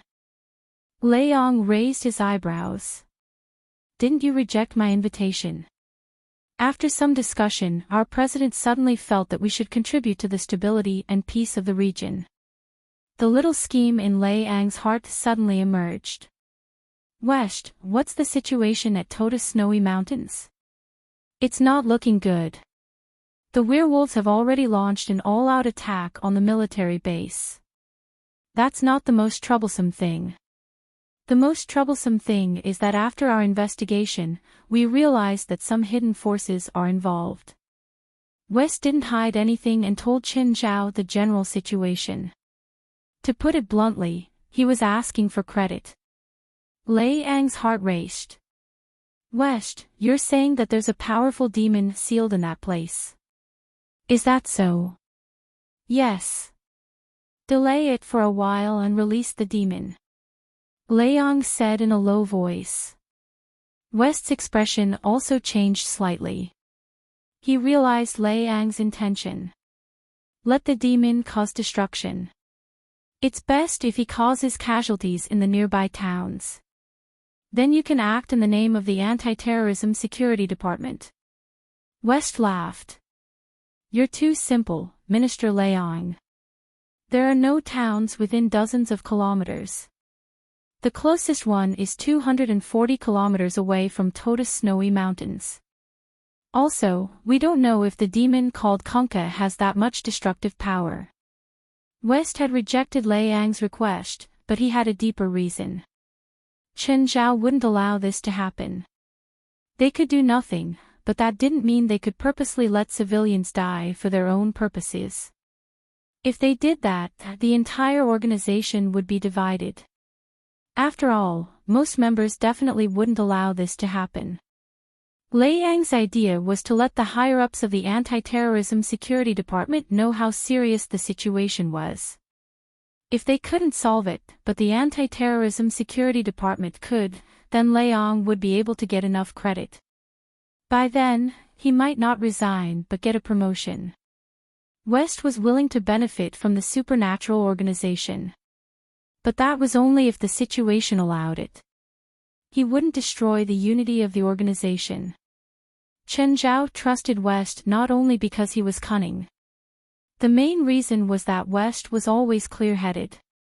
His magic was slow field, but the predecessor of slow field was actually sharp mind. Lei Yang was anxious too. He'd asked the supernatural organization to help because he wanted to do Mansari a favor. Moreover, he didn't think that the situation at Tota's snowy mountains was that bad. But after hearing West's words, he realized that the situation was more serious than he'd imagined. But it was precisely because of this that he found a trace of hope. Give me 3 hours. I'll report to the higher-ups. West thought for a moment. 3 hours. Perfect. There were only 3 hours until daybreak. He could inform Chen Zhao and the others, then fly over. The timing was just right.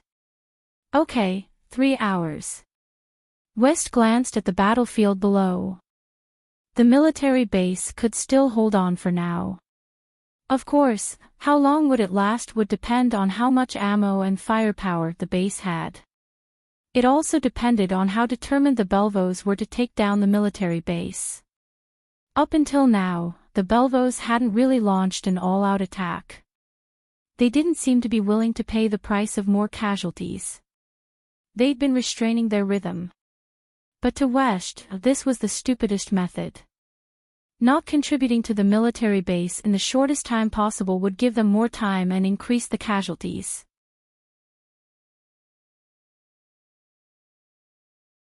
Chapter 13-16. Strange. No matter how stupid the Belvos are, they should know that ending the battle in a short time is better than delaying it like this, right? West looked at the battlefield below, puzzled. At this time, Klaus walked up. No, they're very smart. The Belvos have almost no casualties. They're creating the illusion of an all-out attack, but in reality, they've been moving around in the forest. They're wasting the military's ammunition. If they attack directly, it'll only increase the casualties. Where's that little werewolf? West turned around and realized that the little werewolf had disappeared. He ran away. Ran away. I wanted to knock him out, but I didn't manage to knock him out. Then, he turned and ran when he realized that he couldn't beat me. I wanted to chase him, but I couldn't run fast in the snow. Klaus was also a little embarrassed. West didn't care. It was just a little werewolf anyway. Klaus didn't kill him probably because he couldn't bear to. If Klaus wanted to, he would have done it long ago. Those Kunkka disciples didn't seem to do much either. That's not strange. They don't have good intentions. They probably want the military and the Belvos to fight to the death. West and Klaus were spectators, so they could see clearly. However, Mansari, who was an insider, also saw something fishy. Why didn't you do anything? You've been watching from the sidelines. Mansari questioned Kunkka. His tone was full of doubt and distrust. What do you want us to do? Charge into the forest and die? We'll be shot full of holes by your soldiers before we even get in.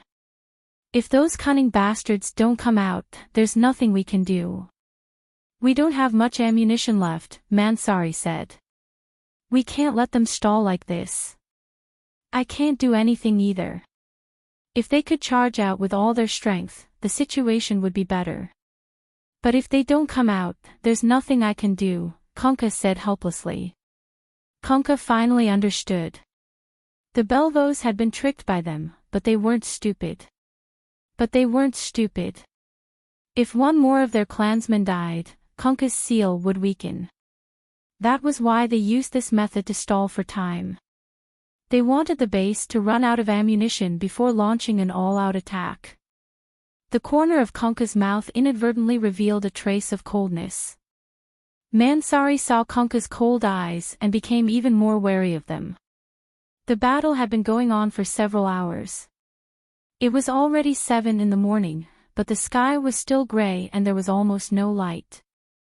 The snowstorm lasted for an entire day and showed no signs of subsiding. Instead, it became more and more intense. Mansari was getting more and more impatient. This couldn't go on. The situation must be changed. Mansari glanced at the base behind her. Retreat into the base, don't waste your bullets outside. Mansari yelled. In an open space, these wolf cubs could rely on the terrain to dodge, and they could also distance themselves. Medium and small caliber firearms do very little damage to them. Unless he could close the distance. However, under such circumstances, there was only one way to close the distance. That was to introduce the Belvov werewolves into the facade. Using the layout of the building to eliminate these wolf cubs. The soldiers retreated into the building one after another. The followers of Conca followed. Just as Mansari expected, the werewolves began to rush into the entrance. The prepared soldiers had already set up machine guns on the opposite side of the entrance. The soldiers immediately returned fire. One of the werewolves was immediately shot full of holes. At this time, the Belvov werewolves that surrounded them began to attack from all directions. They didn't just attack the main entrance. They also used their climbing and jumping abilities to climb the walls of the base and enter from the roof. We can start now, Conca whispered to the people around him. While the soldiers weren't paying attention, one of the followers left. Mansari was already on guard against these followers. When he saw one leave, he immediately yelled, "Stop, where are you going?" However, the follower didn't care about Mansari's yelling and continued to leave. "Stop!" Mansari pointed his gun at the follower. "Colonel, the werewolves have already attacked from other places." "He's going to stop them," Conca said. "Awoo!" Just then, a loud wolf howl came from outside. Then, a wolf howl came from the dungeon. 2 snow-white giant wolves rushed out of the dungeon and bit anyone they saw. In an instant, the scene became chaotic. Damn it! Mansari immediately turned his gun around. He didn't expect 2 giant wolves to rush out of the dungeon. The originally prepared defense also fell into chaos. A few more giant wolves rushed in from the entrance of the base. The Conca follower from before had already left during the chaos. He found the location of the armory. There was also a large amount of ammunition stored in the armory, including many high explosives. Boom, boom, boom, boom, violent explosions kept erupting inside the base. In an instant, the ground shook, and the entire building was on the verge of collapse. This was the Conca followers' plan. They wanted the Belvov werewolves to enter the base and then detonate the armory. Terrifying shockwaves were constantly being released, one after another, in an endless stream. Everyone was caught up in the explosion that had been carefully planned. Including the old werewolf in the dungeon, Limu, and Vestana. The Conca follower used their ice magic to create ice walls and wrapped themselves in them. But some Conca followers were still caught in the explosion. The ice was not truly indestructible. After all, it was a weapon that could sustain a war. The destructive power of detonating it at the same time was almost unimaginable. At this moment, both the werewolves and the human soldiers were helpless in the face of this sudden disaster. The air was filled with the smell of blood and smoke. The entire base was razed to the ground in the violent explosion. Great Lord of Winter, King of Ice, Holy Spirit of the Blizzard, I offer my filthy blood to you. Answer my call, use your power of winter to freeze all the unforgivable. Wake up, my mother, Kunkka. Wake up, our mother, Kunkka, wake up. All the Kunkka followers shouted at the top of their lungs and chanted magic spells together with the old man. Mansari was lucky to not die, but he was seriously injured. He tried his best to prop himself up and pointed his gun at a Kunkka follower. Bang! Mansari fired without hesitation.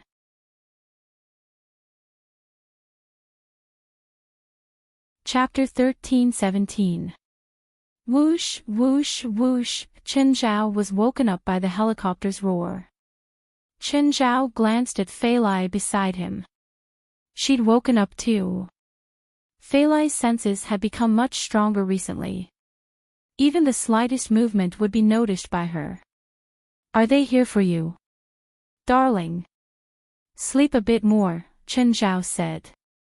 Just then, there was a loud knock on the door. Chen Zhao could tell that it was Jerlin. She'd also been woken up by the helicopter's roar.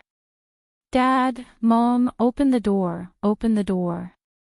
Chen Zhao got up helplessly and opened the door.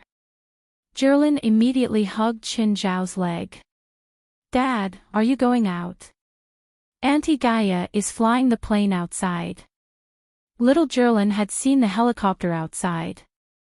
It belonged to the association. Dad, can I take Jerlin there? Fei Lai pulled Jerlin over. Jerlin, if you want to take a plane, I'll have Auntie Gaia fly it herself next time. I have to go out to work now. Chen Zhao didn't want to take Jerlin to the cold, snowy mountains. Jerlin had always stayed in the warmer LA area. She'd never been to such a cold area. She wouldn't be able to adapt. Plus, Chen Zhao was going to fight monsters. No matter what, it would be dangerous. Chen Zhao couldn't bring Jerlin. With Fei Lai's help, Chen Zhao finally got rid of Jerlin.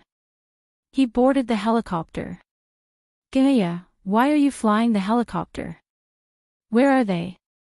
They went to the air base first. I'm here to pick you up, Gaia said. Is it West's plane again? Yes. Gaia nodded. Sit tight. Do you need earmuffs? Chen Zhao realized that Gaia's style of flying was completely different from Klaus. When Klaus flew the helicopter, he did all sorts of cool and difficult moves. Gaia, on the other hand, could only be described as stable. It was obvious that Gaia knew how to fly a helicopter, but her skills were average. Comparatively, Klaus was more like a racer. In terms of flying a helicopter, Klaus was clearly better. After arriving at the air base, Chen Zhao and Gaia were sent to a Hercules transport plane. Everyone from the supernatural organization was on the plane, including Adonis. Air. Aduz, why are you here? Chen Zhao looked at Aduz, speechless. I want to skydive, Aduz said matter-of-factly. If you leave, who will look after the headquarters? Agars and Lady Pamela aren't here. They can just watch. Chen Zhao entered the cabin and sat down. Are we skydiving this time? According to the weather report, there's a level 12 snowstorm in the Toda Snowy Mountains area. We won't be able to get close to the area if we fly at a low altitude. We can only drop it from above, at least 8,000 meters, said Gaia. Chen Zhao yawned. Call me when we're there. The Hercules began to take off. An officer in uniform came out of the forecastle. Hello, I'm the co-pilot of the Blackbird, Sergeant Olan. Euron looked at the strange passengers in front of him. To be honest, He really couldn't figure out who these people were and where they came from. He could tell that a few of them were from the military. But most of the others looked like ordinary people. There were old people, women, children, and even transvestites. What was the point of this transport mission? Also, could they really complete the parachute jump? Skydiving was an extremely dangerous sport. The biggest danger wasn't that the parachute couldn't be opened, but the change in air pressure from high to low. Without proper training, the change in air pressure could cause lung bleeding or even lung rupture. This time, they had to jump from 8,000 meters in the sky. There was also a severe snowstorm in the area. It was very unsuitable for skydiving. There was only a parachute in the plane, not a respirator. Therefore, they could only rely on their own abilities. Euron's gaze swept across everyone in the cabin. None of them paid attention to him. Some were even sleeping. Ladies and gentlemen, do you need me to explain to you the precautions for skydiving? Yes. Aduz looked at Euron, his eyes shining. Apart from Aduz, no one else paid attention to Euron. The Hercules was very fast on a flight mission without any weight. In less than 2 hours, the plane arrived at the Totus Snow Mountains. Teacher, we're here. Time to wake up. Little Grove nudged Qin Zhao. Hey, Grove, you're here too. Little Grove was speechless. Teacher, I've been sitting beside you for 2 hours. Don't you know? Qin Zhao rubbed his sleepy eyes. Are we here already? In the ruins, the blood seemed to be unaffected by gravity. It kept extending upward. The strong snowstorm couldn't blow the blood away. The blood gathered in the air. Gradually, the color of the blood began to change, and a white vortex appeared. Mother, Kunkka, show yourself. Mother, Kunkka, suddenly, the ruins shook violently. A figure charged out of the ruins and pounced on a Kunkka believer.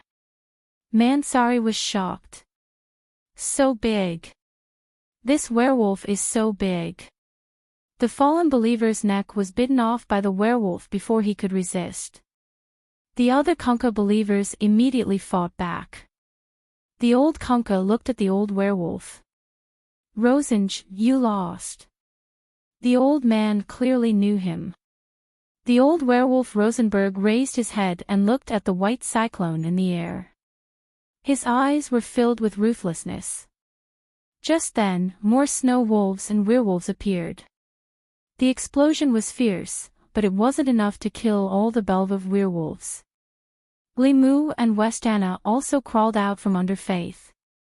They looked around and saw Mansari lying on the ground. They immediately rushed over. Colonel Mansari, are you okay? You're still alive. Mansari stared at the two girls in disbelief. They didn't die from the explosion. The old werewolf saved us, Limu said. He protected us. Colonel Mansari, the Belvov aren't our enemy. The real enemy is the Kunkka. Mansari's eyes flashed as he looked at the scene. He could vaguely feel that things were really as Rosenj said. It was all a plot by the Kunkka believers. But he couldn't decide who the enemy was. He was just a soldier. He'd always been following orders. The surrounding werewolves and snow wolves started the fiercest battle with the Kunkka believers. The werewolves and snow wolves had an absolute advantage in numbers. The Kunkka believers could barely hold on.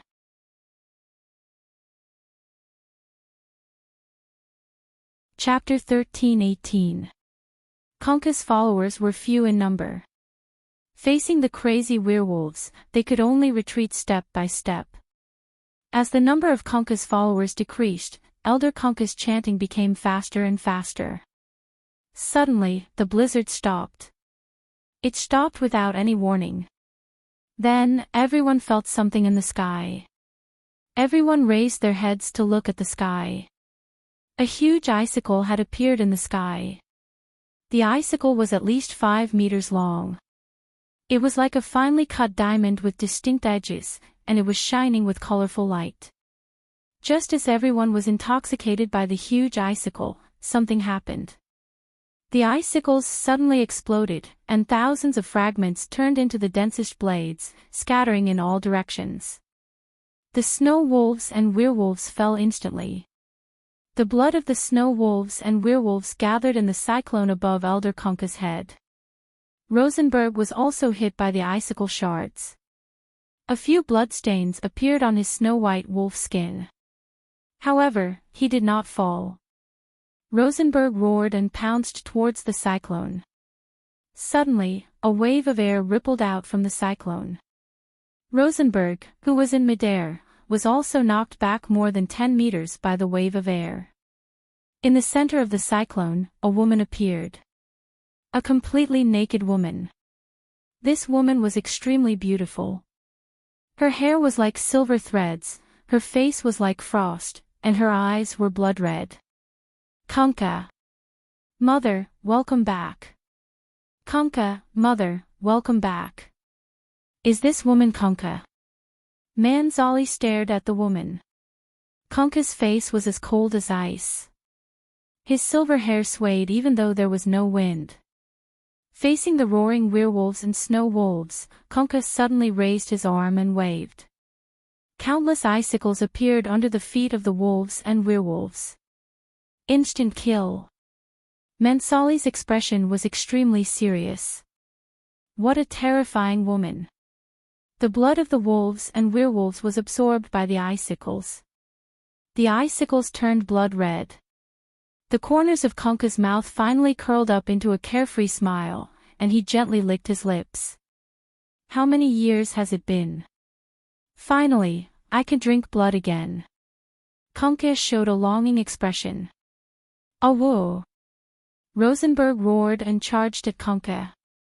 But an icicle shot out from under Rosenberg's feet. Rosenberg's movements were even faster as he quickly dodged. However, as soon as his feet touched the ground, another icicle rose up. He dodged it, and another icicle rose up. Rosenberg was always able to avoid the sudden spikes on the ground. Conka's lips curled into a smile as he waved his arm. Hundreds of ice spikes appeared under Rosenberg's feet. Rosenberg's heart skipped a beat. His beast-like instincts made him feel an extreme sense of danger. Rosenberg took a few steps back in shock. The snowy ground where he had been standing had turned into a thicket of ice thorns. The werewolf and the snow wolf took advantage of Rosenberg's distraction to attack again. But Conka did not even turn his head. A cold gust of wind suddenly blew past his back. Dozens of werewolves and snow wolves were instantly frozen into a huge, square block of ice. The originally crystal-clear ice cube quickly turned red. Conka was absorbing their blood again. How terrifying, the Belvos are simply courting death. It's hopeless. Conka's appearance has completely turned the tide of the battle. Even if the entire Belvov clan uses all their strength, they won't be able to defeat Conka. Mansari's face was filled with despair. Bang! Suddenly, Conka's left shoulder exploded. But Conka's shoulder did not bleed. It was as if the ice cube had been shattered. The cold air once again converged on Conka's shoulder, restoring it to its perfect state. Everyone, including Conka, was surprised by this. They all looked to the left, where there was a steep cliff covered in thick snow. Conka also looked at the cliff, and his face turned slightly cold.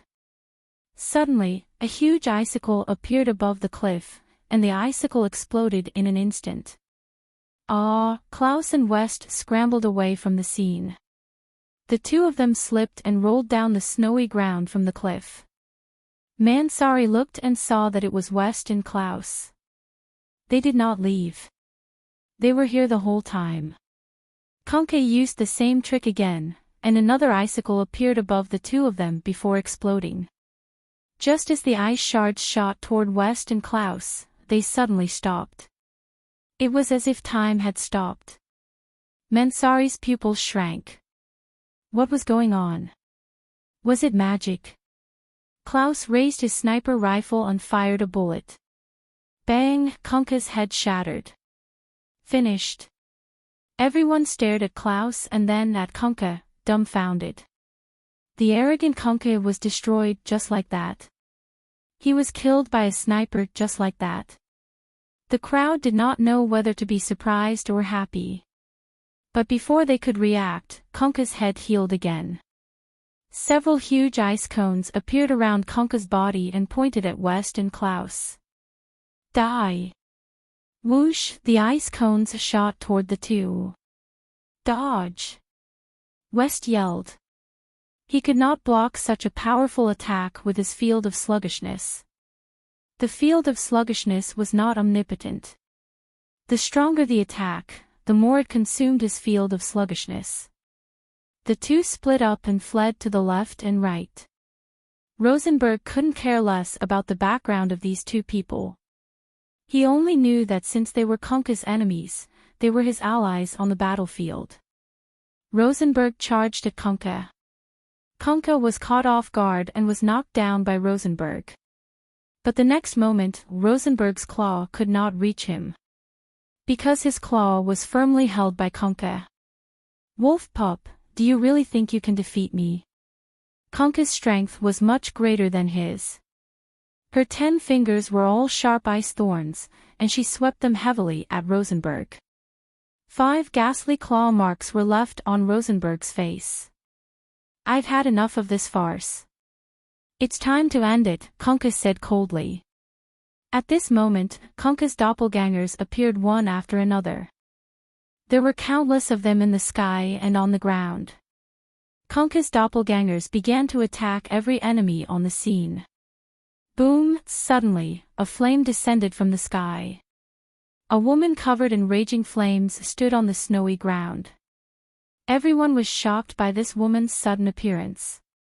Manzali looked at Gaia in disbelief. Who was this woman, and where did she come from?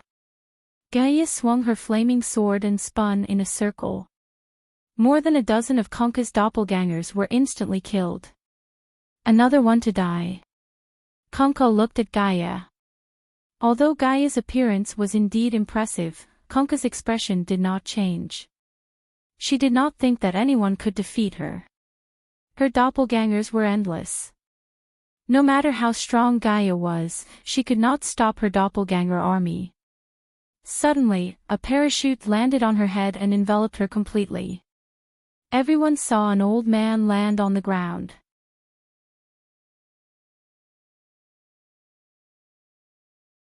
Chapter 13:19. Run! Gaia roared as he ran toward Aduz. Aduz was a complete novice. He didn't even realize that his parachute had caught something. Confused, Aduz turned around and saw that the parachute on his back seemed to contain someone. However, before he could get close to see what was going on, the parachute was torn open.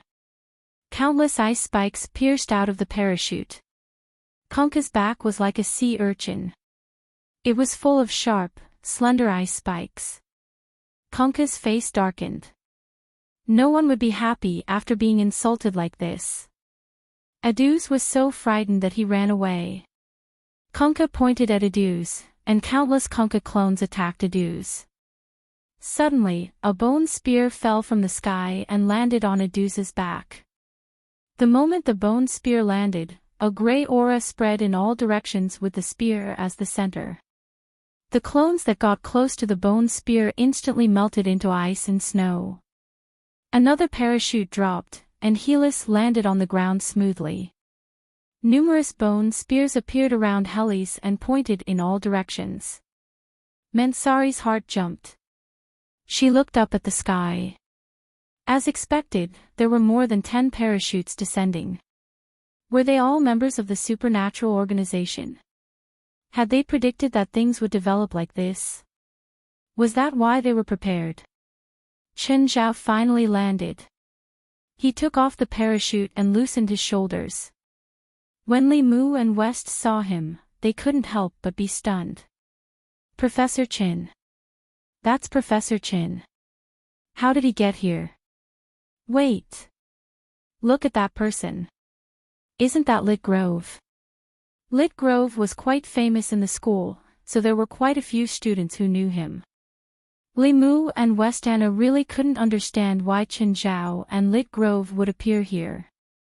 President, you're finally here. If you were any slower, Klaus and I would probably die here. Qinzhao looked at Kunkka, but in the end, his gaze landed on the few Kunkka followers. West, should we get a uniform-style uniform when we get back? Okay. Is that, naked Kunkka? Qinzhao asked, pointing at him. Guild leader, you can feel it. It's not that I can feel it, it's just that her style is too obvious. Qinzhao's voice wasn't soft. At least, Kunkka heard everything he said. Kunkka's expression turned even colder. Human, you are provoking a terrifying enemy. Do you think we're here for a vacation? Qinzhao didn't care about Kunkka's threat. You are here to be buried in this sea of snow, Kunkka said coldly. The wind was blowing. Qinzhao raised an eyebrow. He could feel Kunkka's unusual aura. Demonic domain. Kunkka was on the same level as him. Kunkka suddenly spread his arms, and a blizzard suddenly appeared. In the wind and snow, figures appeared one after another. More Kunkka clones appeared around him. It wasn't a few hundred like before, but 10 times, 100 times more. Kunkka's doppelgangers covered the entire mountain. Kunkka's real body floated in the air, facing Qinzhao and the people from the supernatural organization. Do you really think that you can go against me? Human.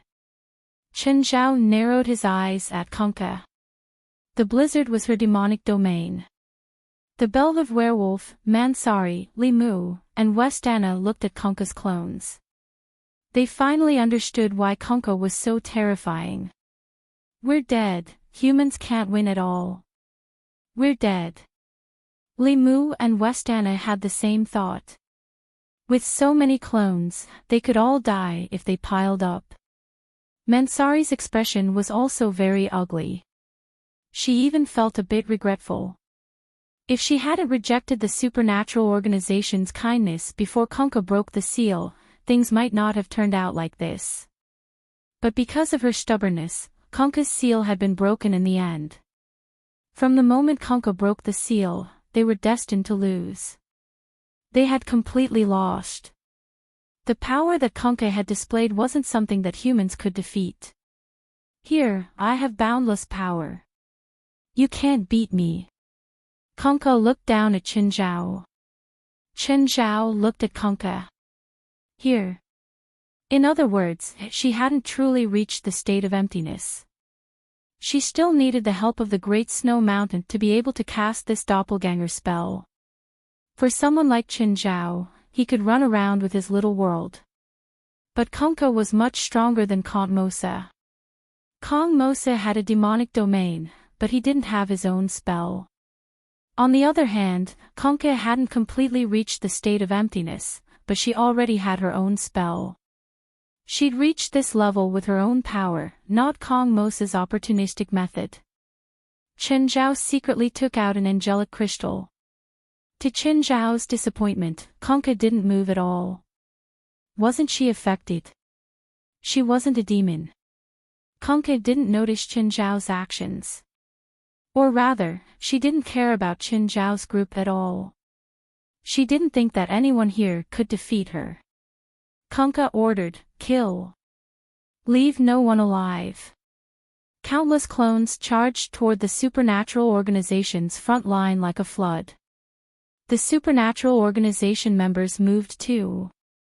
Kunkka's clones weren't strong, but there were too many of them, enough to make one's hair stand on end. Only Qinzhao didn't move. He stood where he was, facing Kunkka. Gaia leaped up. She turned into a fire dragon and dove across the snow. She spat out dragon breath at the ground. Hiss, that's the legendary fire dragon, right? So powerful. We're saved. Only Mansari frowned. No one knew what she was thinking. Limu and Westana had hope, but Mansari was more experienced. Although this was also the first time he came into contact with such supernatural warfare. But he knew some basic knowledge about war. Gaia's fire dragon was strong, but she was like a cannon. If there were 100 cannons, she might be able to threaten the enemy. However, she was just an individual, and a cannon was too insignificant in the close combat battles of ancient times. Of course, the other members of the supernatural organization were also fighting, but they weren't as eye-catching as Gaia. Only Chen Zhao stood where he was. He crossed his arms and stared at Kunkka.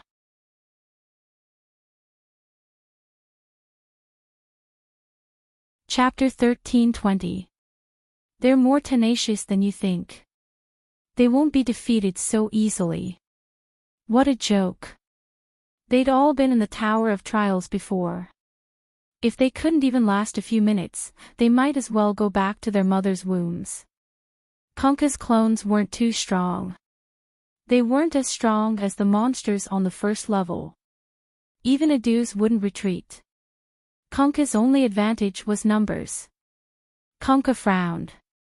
She could feel that the clones were being destroyed in large numbers. But soon, she felt relieved. So what if they were destroyed? She could have as many clones as she wanted. She was never afraid to compete with others in numbers. But these people were indeed difficult to deal with. Kunkka had to admit this. Kunkka had always been careful. She didn't want to make the same mistake she'd made 300 years ago. This mistake had sealed her for 300 years.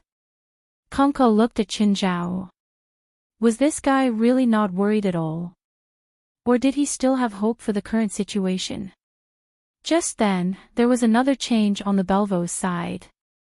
A group of werewolves appeared on the south side of the battlefield. Werewolf wizards. Kunkka's eyes glinted fiercely. There was even some resentment in them. The new batch of werewolves were slightly smaller than ordinary werewolves. But they were all holding wooden staffs. Kunkka suddenly raised his arms above his head. Then, a huge ice pillar appeared in the sky. This icicle was close to 50 meters in length. It was like a giant, sparkling, and translucent sword that could hold up the sky, pointing at the werewolf shamans. Mansari, Limu, and Vestana were all dumbfounded. Was Kunkka a god? The huge ice pillar smashed toward the werewolf wizards. The werewolf wizards immediately waved their staffs and chanted a spell, releasing a shield together. However, a single blow shattered the shield. Some of the werewolf magi collapsed to the ground, while others were dispirited and listless. Kunkka raised his arm. The ice pillar rose into the air and smashed down again. They're dead. Mansari murmured. She thought that a new group had arrived, but they only managed to block Kunkka's attack. Kunkka coldly snorted. Die! The dark lava under Chen Zhao's feet suddenly spread to the werewolf wizard's feet, instantly enveloping all of them. Puff! The ice crystals smashed into the dark magma, but it was like a wooden stick smashing into mud. Although the dark magma splashed everywhere, the force of the impact was greatly reduced. Everyone couldn't help but look at him. It turned out that he also had combat power. Previously, both the Belvos and Mansari's group had thought that Chen Zhao was here to watch the show. It was all because Chen Zhao hadn't done anything yet. But Chen Zhao's move was quite extraordinary. Kunkka looked at Chen Zhao.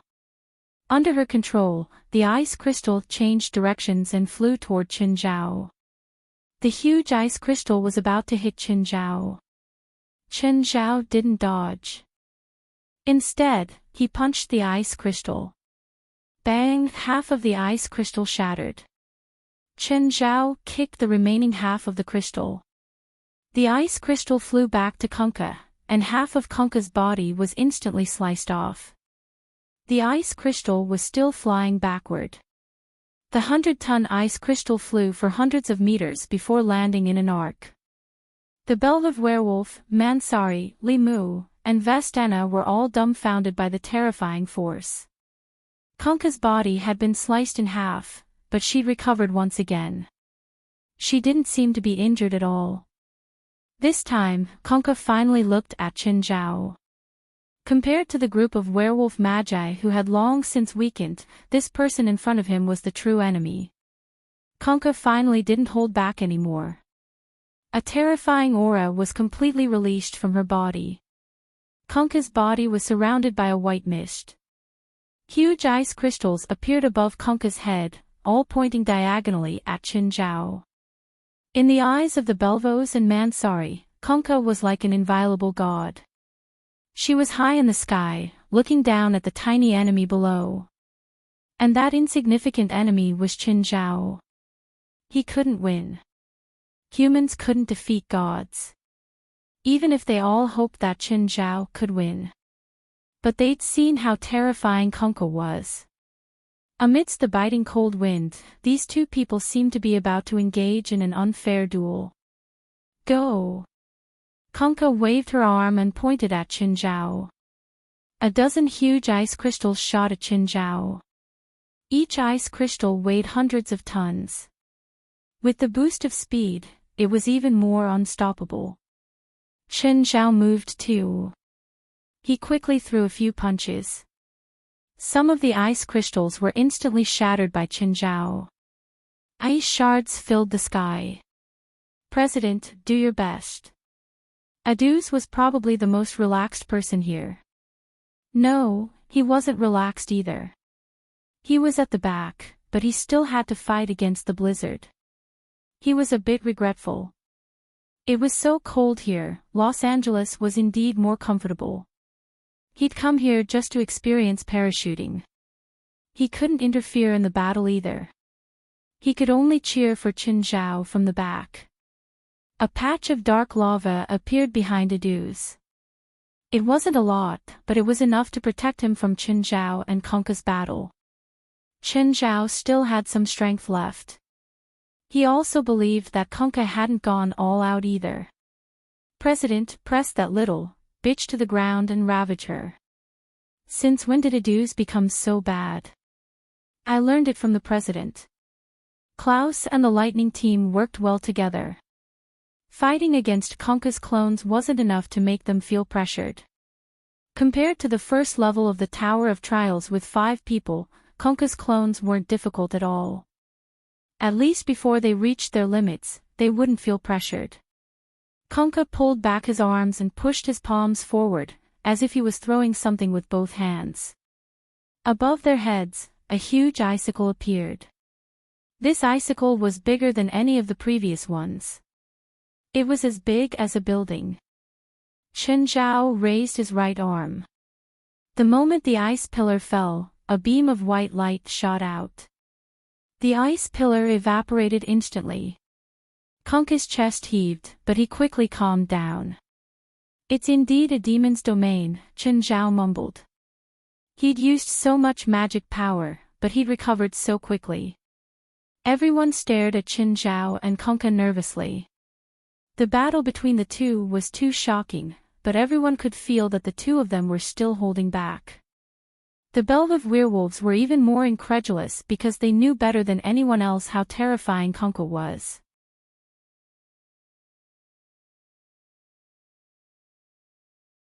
Chapter 13:21. Konka grabbed at Qinzhao through the air.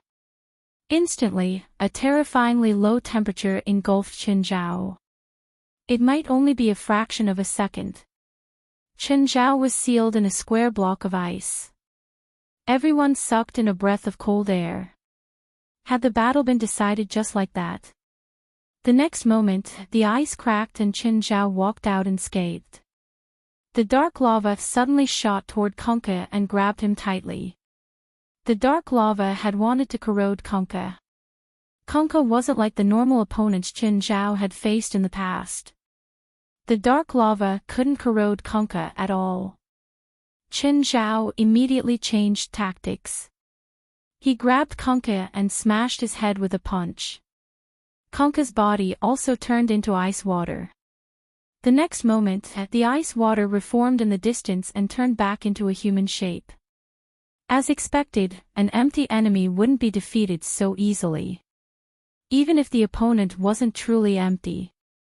As long as they were in the snowy mountain area, she was on the same level as Chen Zhao. Watching the battle, the others couldn't help but be in disbelief. The battle between the two completely exceeded their imagination. Both Conka and Chen Zhao. Mansari found it even more unbelievable. If only he'd known the supernatural organization's power earlier. If only he'd known the supernatural organization's leader's power earlier, he definitely wouldn't have treated Wes like that. Now, he needed to consider how they would get along in the future. Continue the deteriorating relationship with the supernatural organization? As a superior and subordinate, he could indeed target the supernatural organization. But this was definitely a very stupid action. Of course, the existence of the supernatural organization had its value. For example, now, if something similar happened in a certain area, he would have to take responsibility then. But how could he take responsibility? He could just send his subordinates or lower departments to deal with it. But only the supernatural organization could deal with this. Mansari looked at Chen Zhao's back and the members of the supernatural organization. Every member was so extraordinary. He really shouldn't have been so impulsive. Chen Zhao was a bit tired of this soft battle. Are you done playing? Chen Zhao asked. Conka stared at him. Do you want me to be serious? Do you think you can fight me? I'll try. Chen Zhao shrugged. Conka narrowed her eyes at him. She could feel it too. With the intensity of the previous battle, he indeed wouldn't be able to defeat Chen Zhao. Chen Zhao turned his head and said to Aduz, have our people retreat. What, you want to escape? Conka was a little surprised. I don't want to hurt my subordinates, Chen Zhao said honestly. It's not easy to train them. Aduz sent a signal to the supernatural organization. Everyone saw the signal and started to slowly but orderly retreat, leaving the battlefield. Gaia kicked a werewolf beside him away. Get lost. Don't get involved. The werewolf who was kicked glared at Gaia without saying a word. His strength was inferior to theirs, so whatever he said was useless. However, they clearly had no intention of retreating. They and Conka were mortal enemies, and they would not rest until one of them was dead. Gaia ignored the Belvos. She began to move closer to her companions, covering their retreat. West retreated to Mansari's side. He turned around and smiled mockingly. Colonel Mansari, do you need help? Mansari's face was cold and he didn't speak, but he knew that anything he said now would be embarrassing. Limu and Westana helped Mansari up. Gaia was at the front and was in charge of the retreat. Gaia turned into a fire dragon again and spewed out dragon breath. All the clones that got close were melted. How could Conka let Chen Zhao's people retreat so easily? He immediately controlled more clones to attack Gaia's group. Chen Zhao took out the 1,000 stone swords. When they appeared, everyone was stunned. They'd never seen Chen Zhao use this move before. Suddenly, the 1,000 stone swords flew up and shot toward Conka's clones. In an instant, Conka's clones fell down in droves. Everyone's expression froze. Wolf pups over there, if you don't want to die, get lost, Chen Zhao reminded. Chen Zhao hadn't mastered the 1,000 swords manipulation yet. This was also why he told his people to retreat. Once the 1,000 swords manipulation was activated, it wouldn't differentiate between friend and foe. The werewolves of the Belvov clan were also startled by the commotion. The scene of 1,000 stone swords flying in the air was truly spectacular. Of course, it was also frightening. Conca also attacked Qin Zhao. Countless icicles suddenly rose around Qin Zhao. These icicles obviously weren't a threat to Qin Zhao. Conca didn't expect to use them to defeat Qin Zhao. This was just the prelude to her real attack. The next moment, countless icicles exploded and pieces flew everywhere. The entire area was covered in ice dust. The 1,000 stone swords moved at this moment, shooting towards Conca. Conca immediately flew higher and avoided the attacks of the 1,000 stone swords. Qin Zhao dashed out of the range of the ice dust and jumped up to hug Conca. Icicles grew out of Conca's body like a porcupine. Qin Zhao had to let go. Conca pulled away and looked at Qin Zhao in the air. One had to admit that Qin Zhao was the toughest and most troublesome enemy Conca had ever met. Even the enemy who'd sealed her back then wasn't as troublesome as Qin Zhao. Back then, she hadn't been sealed because she'd been defeated. She'd only been ambushed. But this time, she was facing an enemy who could fight her head-on. After fighting for so long, Qin Zhao wasn't at a disadvantage. He didn't even show any signs of fatigue. At this moment, she had to admit that Qin Zhao was an enemy of the same level. Conca's eyes hardened, as if she'd made up her mind. Conca's clone started gathering toward her main body. Qin Zhao saw that Conca's actions looked like they were fusing. However, unlike Qin Zhao's 10,000 techniques returned to one, Conca was purely fusing her clones with her main body. Her clones were all made of ice and snow. After fusing, Conca's body grew larger and larger. Soon, Conca had become extremely huge. This was Conca's limit, even though there were still many clones that hadn't fused. If he continued to grow, Conca wouldn't be able to move. Everyone had been retreating from the center of the battlefield. Seeing Conca's huge body in the distance, they couldn't help but jump. So big, your leader can beat Conca. Our leader won't lose, West said calmly. Even though he was worried, he definitely wouldn't show it before Mansari.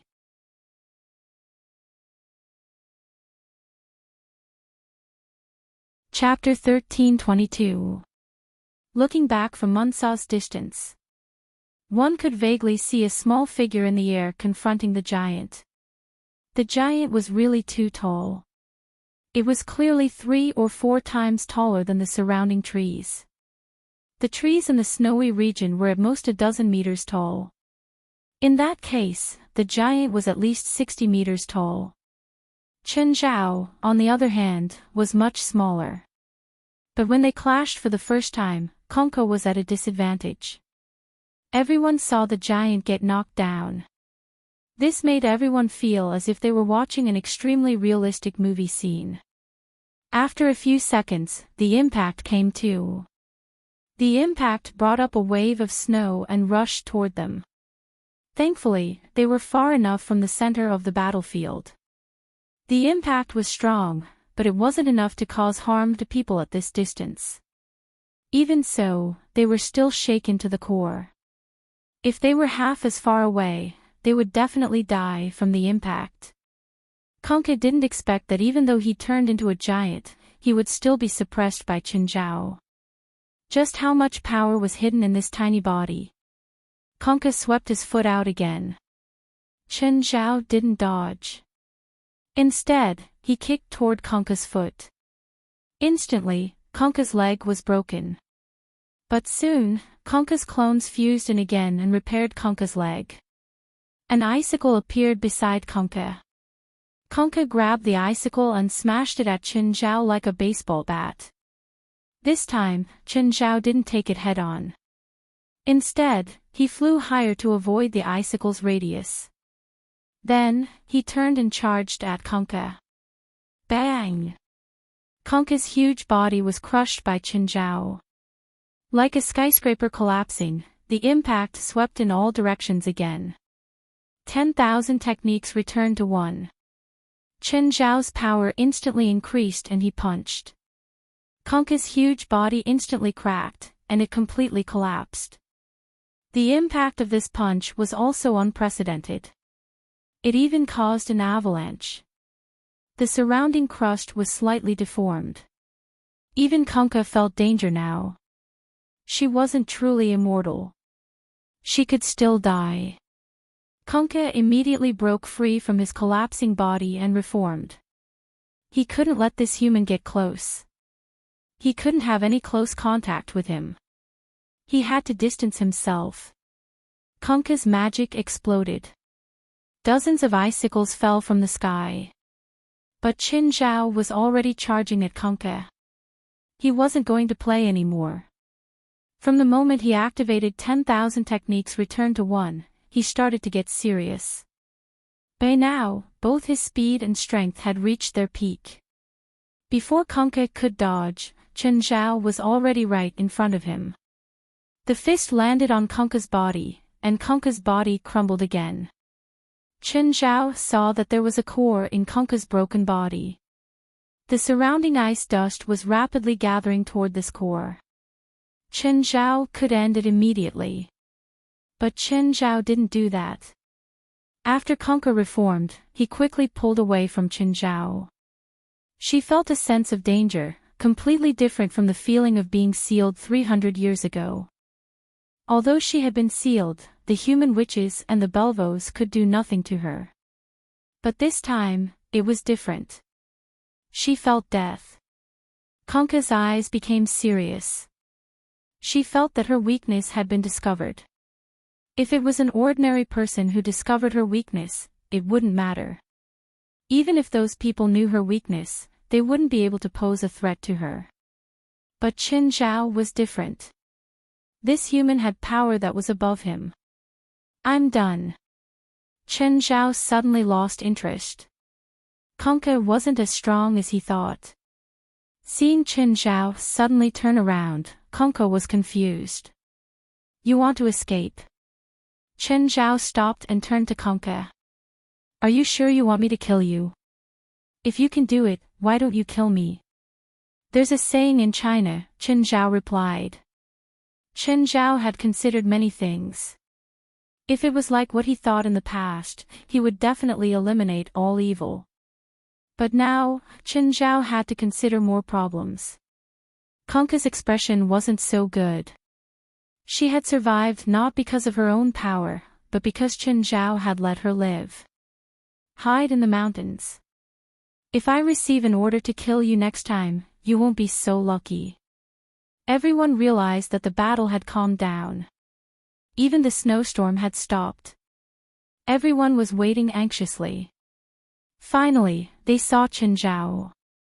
Qin Zhao walked toward them unhurriedly. President, is it over? Is Kunkka dead? Qin Zhao shook his head, looking tired. No, I can't kill her. She escaped into the mountains. Why didn't you kill her? Mansari asked, dissatisfied. Qin Zhao looked up. Who are you? What right do you have to yell at me? I represent the military, Mansari snorted coldly. Soon, I'll also be your superior. Qin Zhao strolled forward and slapped him. I don't care who you are. Anyway, you're just a bug in my eyes right now and in the future.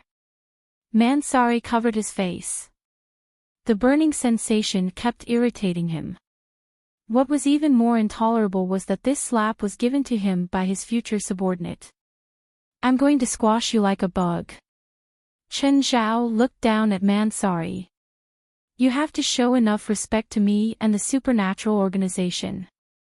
Otherwise, we won't clean up your useless superior's mess anymore. Mansari looked at Mansari. Qin Zhao's words stabbed deeply into Mansari's pride and self-esteem. Qin Zhao's attitude was no different from falling out with Mansari. Mansari couldn't do anything about it. Clashing with the supernatural organization head-on was clearly the most unwise choice. Qin Zhao left with his people. Everyone looked at Mansari with disdain and mockery. President, is Kunkka really not dead? West asked. No. I can defeat her, but I can't kill her. West didn't ask anymore. To be honest, he was happy with this result. As for whether Chen Zhao really couldn't kill Kunkka or let her live, what was the difference between that and letting Kunkka live on purpose? If Kunkka was alive, Mansari couldn't leave the supernatural organization. West also suspected that Chen Zhao had let Kunkka go on purpose. But West and Chen Zhao had a tacit understanding about this. Some people in the organization could guess what Chen Zhao and West were thinking. A few kids were naive and didn't know about these things.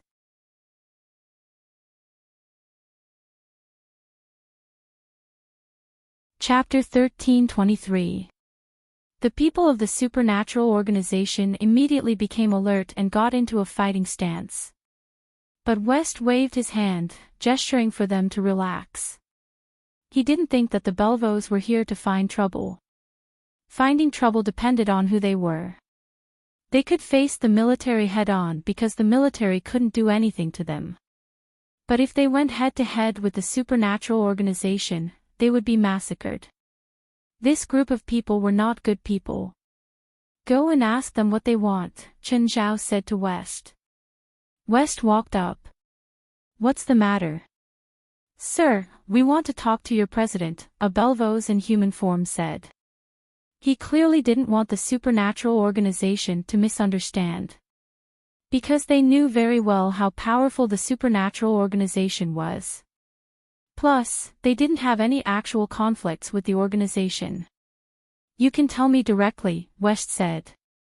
If it's a small matter, I can make the decision.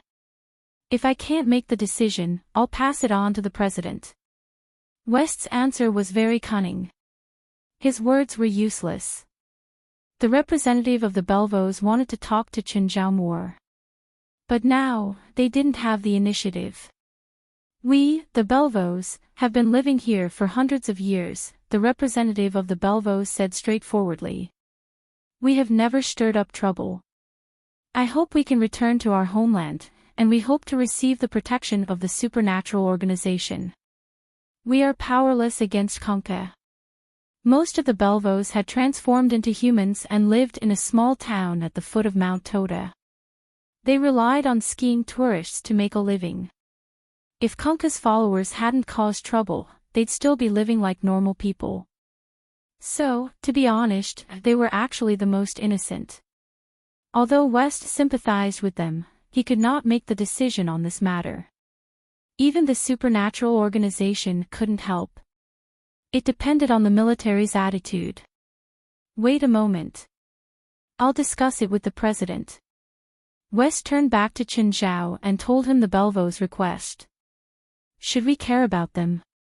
Chen Zhao asked. The Belvos didn't have any relationship with the supernatural organization. So, Chen Zhao considered the problem more from the perspective of benefits. The Belvos looked pitiful and homeless. But that wasn't the case. They wanted their own territory and a way to survive. If they wanted, they could leave and truly integrate into human society. There was no such thing as not being able to survive after leaving this place. However, staying here meant that they had to face two problems. One was the conflict between the military, and the other was their archenemy, Kunkka. West had a way to deal with the military. After all, it wasn't difficult for West to explain the situation. As for Kunkka, with the strength of the Belvos, it was impossible for them to compete with him. This was also the biggest problem they faced. They had hoped that Kunkka would be destroyed.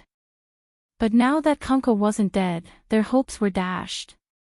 They didn't care if Chen Zhao really couldn't kill Kunkka or if Kunkka had escaped on purpose. It was meaningless to pursue this. They couldn't find out if Chen Zhao had done it on purpose either. What they needed now was protection, the protection of the supernatural organization. President, keeping them is good for us, West answered simply. Yes, Chen Zhao said. Do you have a way to get the military to stop the attacks? That old bastard Leon can do it. We helped him this time, so he has to return the favor, West said. It's just that Kunkka has some trouble. We'll stay here for a night, Chen Zhao said. I'll talk to Conca myself. I think she'll give in. President, the Totus Snow Mountains stretch for more than 600 kilometers and cover an area of nearly 50,000 square kilometers. Are you sure you can find Conca? In my eyes, she's much brighter than a third wheel. Hearing this, West didn't say anything else. Instead, he started talking to the Belvos. What was the point of working with the Belvos? It was to make them a time bomb. If the supernatural organization and the government fell out one day, the bomb would explode. Conca was a bandit. As long as the military or government couldn't destroy Conca, they had to consider the supernatural organization's attitude. In ancient times, why did so many generals support bandits and say that they were rebellious? Most of them had no choice. It was just to ensure that they wouldn't be killed. At the same time, it was to get food. As long as Conca existed, the Anti-Terrorism Security Department would have to keep providing funds. Of course, Chen Zhao had at least some professional ethics. At least he didn't create his own bandits. If Pamela led the evil spirit group and took over the mountain, the Anti-Terrorism Security Department would be dumbfounded. Although the supernatural organization didn't get involved in politics now, they were already close to the government. So, both Chen Zhao and West had to consider the future of the supernatural organization. The supernatural organization wasn't a private organization, so they would definitely have connections with the government. So, under the premise of keeping their moral bottom line, it was necessary to raise the supernatural organization's importance. Manchurikan could guess Chen Zhao's and the supernatural organization's intentions. But now, his weakness was in Chen Zhao's hands. The Totus Snow Mountains incident had gone out of control because of his carelessness and arrogance. If he'd accepted the supernatural organization's suggestion and let them take over, this wouldn't have happened. Conca wouldn't have broken the seal either. At night, Chen Zhao, West, and the representative of the Belvos entered the depths of the Snow Mountains. It didn't take much effort for the three to find Conca. Conca was hiding in the Great Snow Mountain, together with her followers. With a big radar like Chen Zhao here, it was meaningless for Conca to hide anywhere. Conca didn't expect to clash with Chen Zhao again so soon. Conca and her followers stood before the three, wary and confused. I can't even recognize you after you put on your clothes. Chen Zhao's words almost made Conca's nose go crooked. Her followers were even more furious. Conca was their faith. How could they tolerate Chen Zhao's insults? President, we're here to negotiate, West reminded in a low voice. We're not here to make enemies.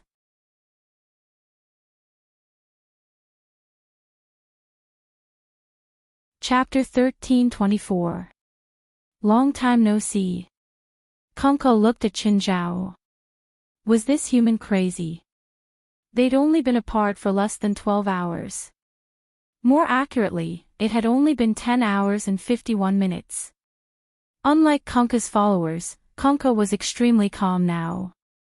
No matter how much she hated Chen Zhao, she couldn't change the fact that she was only alive because Chen Zhao had spared her life. Chen Zhao definitely wasn't here to kill her now. If he wanted to, he would have done it long ago.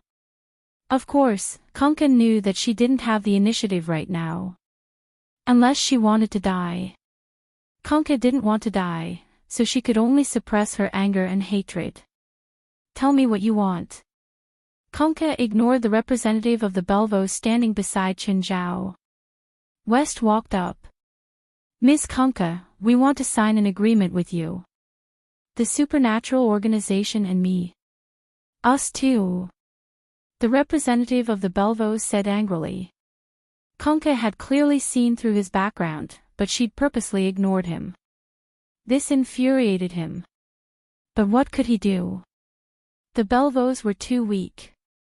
If it weren't for the supernatural organization, Conca would have killed him immediately. You? Belvos? Do you losers have the right to sign an agreement with me? Conka's attitude toward the Belvos was very rude. But it was understandable. After all, she'd been sealed by the Belvos for 300 years. It would be a joke if she had any good feelings toward the Belvos. Her hatred for the Belvos was much stronger than Chen Zhao's. What's there to be proud of? The representative retorted. You're just struggling at death's door now. Say that again. Do you believe I won't skin you alive? Okay, shut up, West scolded. West scolded, this time, we are here for a discussion between the three of us, not to watch a quarrel. Discuss what? What's there to discuss? I have nothing to discuss with you. Conka snorted coldly. I think this discussion is beneficial to all three of us, so I'm hosting it.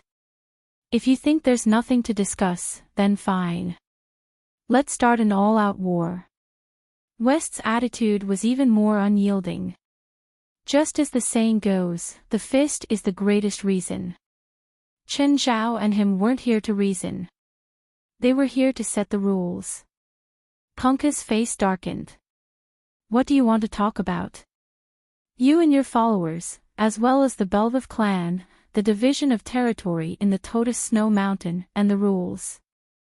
This used to be my territory. I have no intention of sharing it with others. You're talking about something that happened 300 years ago.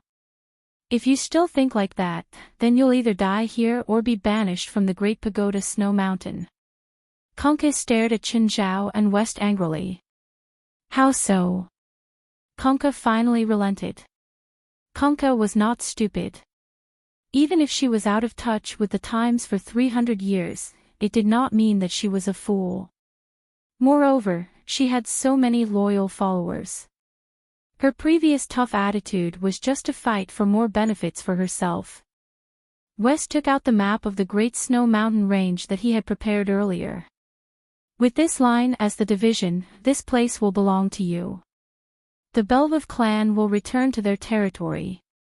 This place will belong to them. No way, why is their territory so much bigger than ours? The representative of the Bellwave clan immediately objected. Because we're stronger than you wolf cubs. Isn't that reason enough? Conka sneered. At this time, one of Conka's followers came to Conka's side and whispered something. I object to this division, Conka immediately said. Why can they get a tourist spot? You also want a tourist spot? West was surprised. I don't need it, but my followers do, Conka said. Conka was not alone. Of course, she had to consider her followers. After all, her followers had been trying hard to help her break the seal for 300 years. Conka was not the kind of person to be ungrateful. The so-called evil was just a matter of different interests. If Chen Zhao was sealed one day, he would probably be labeled as evil or something. You want to trick humans into your territory and then torture them to death, right? The representative sneered. You've done this many times. Maybe they've done it before, but it's no longer necessary, Conka said calmly. In short, I will never agree to this plan. Then we'll divide the tourist spot into a neutral area, West said. Both Conka's followers and Belvov werewolves can enter this area, but no fighting. Chen Zhao looked at the map and thought for a long time. Do you need to invest? Conka and the Belvov representative both looked at Chen Zhao. The supernatural organization can invest in hotels and supermarkets in this area.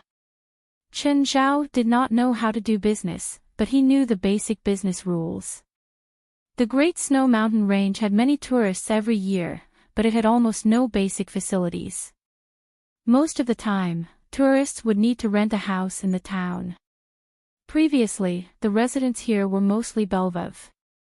Because they were xenophobic, the public facilities here were very simple. If Chen Zhao could invest in these hotels and supermarkets, he would not only get some jobs. He could accept both Conka's followers and Belvovs to work here. The supernatural organization could also make some money. It might not be very high, but it would at least make some money. Right now, the supernatural organization still had a lot of cash in their accounts. But the cash would depreciate in their accounts. The supernatural organization did not have any profit points. So, it might be a good thing for the organization to have a way to make money. I'm fine with it, Conka said. She did not understand either, but she saw her followers secretly making eye contact. I'm fine with it too. The Belvivs couldn't wait for the supernatural organization to enter this area.